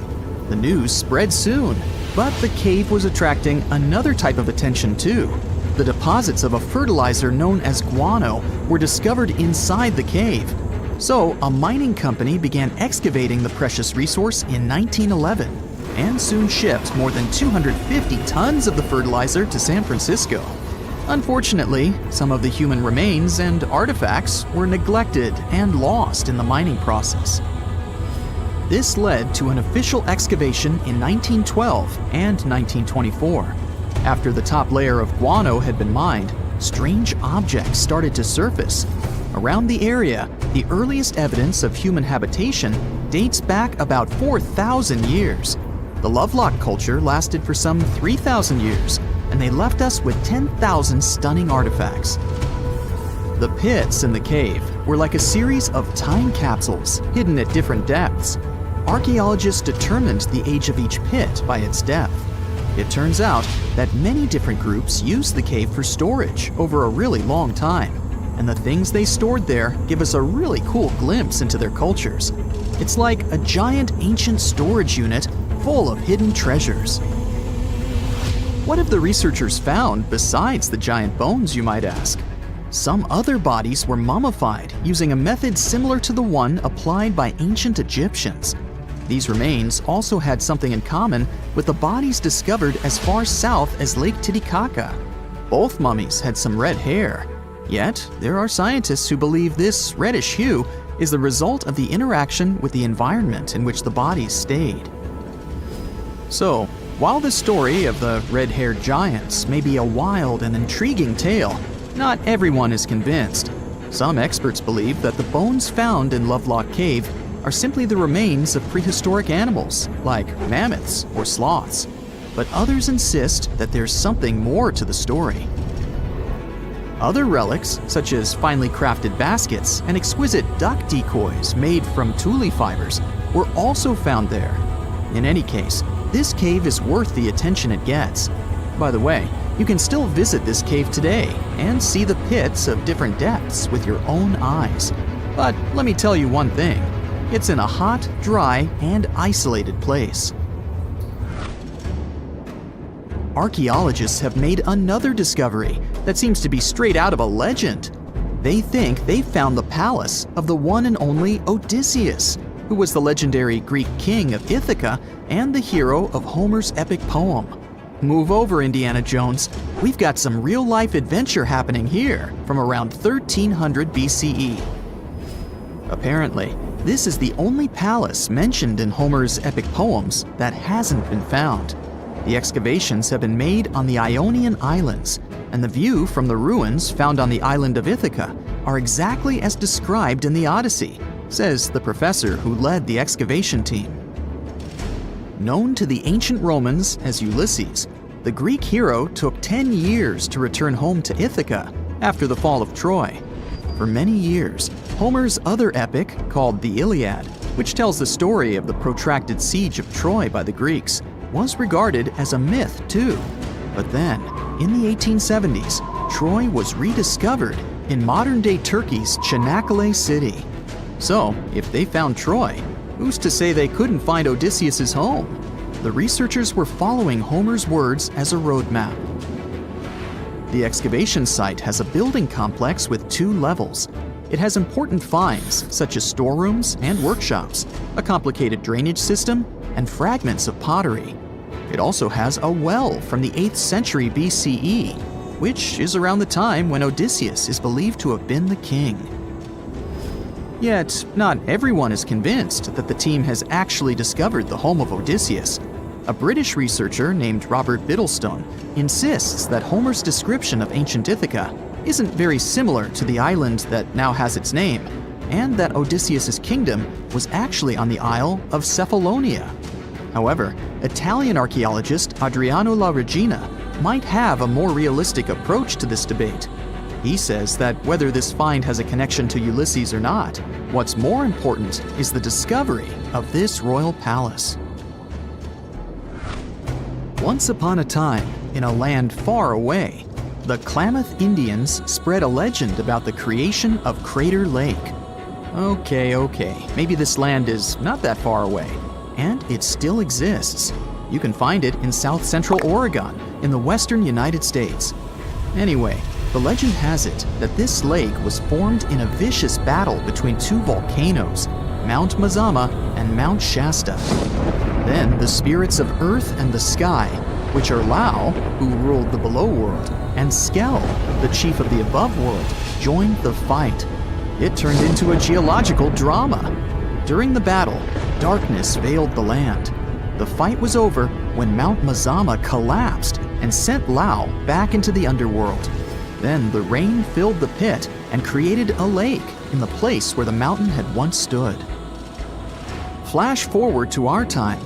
Scientists have discovered that Mount Mazama did erupt 7,700 years ago. Artifacts found in the area prove that the legend indeed contains some details about the explosion. The tale says that red-hot rocks were flying through the sky. This happened during the volcanic eruption that caused the mountain to collapse. This created the volcanic caldera, which later on got filled with water. What makes this legend came true story unusual is how long it has existed. According to researchers, these types of verbal stories lose their credibility within 600 to 700 years. That's why the legend about the creation of Crater Lake is so unique. So many generations, for hundreds of years, have been accurately passing down the information.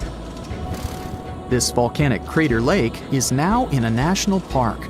It's famous for its deep blue color. The water in it is extremely clear. If you visit it today, the water you'll see won't be the same as for someone who will visit the place 250 years later. Because there are no rivers flowing into or out of the lake, the existing water evaporates and the lake gets filled again by rain and snowfall. Basically, every 250 years, the water is replaced. Plus, this lake is almost 2,000 feet deep, which makes it the deepest lake in the United States. Swimming is okay in the lake, but there's only one legal and safe trail to get to the shore. There are other activities, such as fishing and boat tours. Shared human experiences, such as birth, marriage, and aging, may explain why certain tales are shared globally. Similar struggles and obstacles faced by humans around the world generate similar themes in traditional stories about love, parenting, and mortality. So, do you have legends or tales you've heard of from your grandparents? Who knows? Maybe your ancestors too witnessed a cool historical event. Dinosaurs, big ancient bugs, creepy spiders, and scary insects are all cute animals compared to the monsters that lived on Earth about 500 million years ago. For example, here's a creature that swam in the water like a stingray and had 3 eyes. Its mouth was like a pencil sharpener. 2 long claws with forked tips like pinchers protruded from its head, and its gills were somewhere in the back. This is not a thing from a sci-fi movie. This is Mosura. Its remains are preserved in excellent condition. Let's look at it more closely and study other similar monsters. The Cambrian Explosion. Remember this name. This period is also called the biological Big Bang, the time when a huge number of different living creatures began to appear in the ocean, large, small, and tiny. The ancestors of almost all modern animal groups were most likely born during the Cambrian Explosion, which lasted from 541 to 485 million years ago. It was a time when the first truly effective and terrifying predators appeared on Earth. One of them was Mosura. It's only the size of an index finger, but you would never want to meet such a creature while swimming in the sea. It's scary to imagine what it could do with its pencil sharpener-shaped mouth. And you probably wouldn't be able to hide from it because, come on, it had 2 eyes on the sides and 1 big eye on its forehead. Mosura belonged to a group of arthropods. Scientists called it a sea moth since it reminded them of a moth. This thing used a flap-like apparatus similar to wings to float in the water like a stingray. This monster was quite creepy, but its appearance may seem familiar because it's a distant relative of modern spiders, crabs, centipedes, and moths. Scientists found several 506-million-year-old Mosura fossils, but unlike many other similar finds, these ones have been preserved in excellent condition. The found fossils showed sharp claws, a toothy jaw, and large gills in the tail section. Some parts of the fossil were so clear that they revealed the details of the creature's internal anatomy, including parts of its nervous and circulatory systems and digestive tract. It had jointed limbs like those of modern insects and crustaceans. When this monster swam in the sea, it probably grabbed its prey with long spiked claws sticking out of its head. Many Mosura relatives have claws covered with multiple spikes, which help them grab food. But that ancient creature had smooth claws forked at the tips. That is, it grabbed the prey with those tongs, using them like chopsticks, and then brought it to its mouth. Of course, this is an assumption, and nobody saw how this creature actually did it. Unlike many other similar animals, Mosura's posterior segmented body was studded with gills.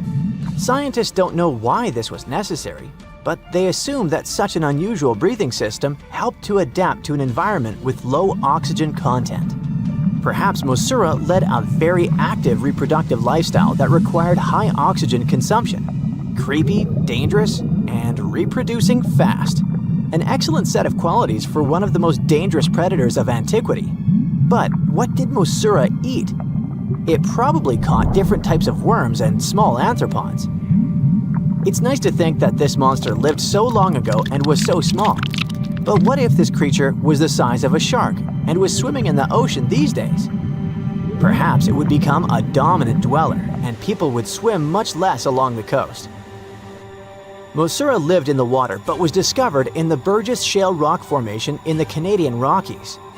Many mountains on Earth were once the seabed inhabited by strange creatures. One of them was Opabinia. It had 5 eyes, a mouth facing backward, a long trunk and claws instead of a nose. Wait, what? It's too strange even for science fiction, even for outer space. In its eccentricity, Opabinia was perhaps the loneliest creature on Earth. Scientists couldn't find another species that would be similar to this individual until recently. Meet Utaurora. It seems to belong to the same species as Opabinia. Its inch-long body was divided into 14 to 15 furrows. Each of them ended in a pointed flap. Opabinia had the same body, but it's unlikely that both monsters were friends. The difference between their timelines was several million years. It's hard to imagine why these monsters needed such strange body structures. Why haven't modern filmmakers used the design of those animals to create cool space monsters yet? Okay, they were creepy creatures, but what about weird and kinda useless ones? Scientists have discovered Su, a legless creature with no head turned inside out. Huh? This 444 million year old creature was found in South Africa, north of Cape Town. They called it Su after the discoverer's mother.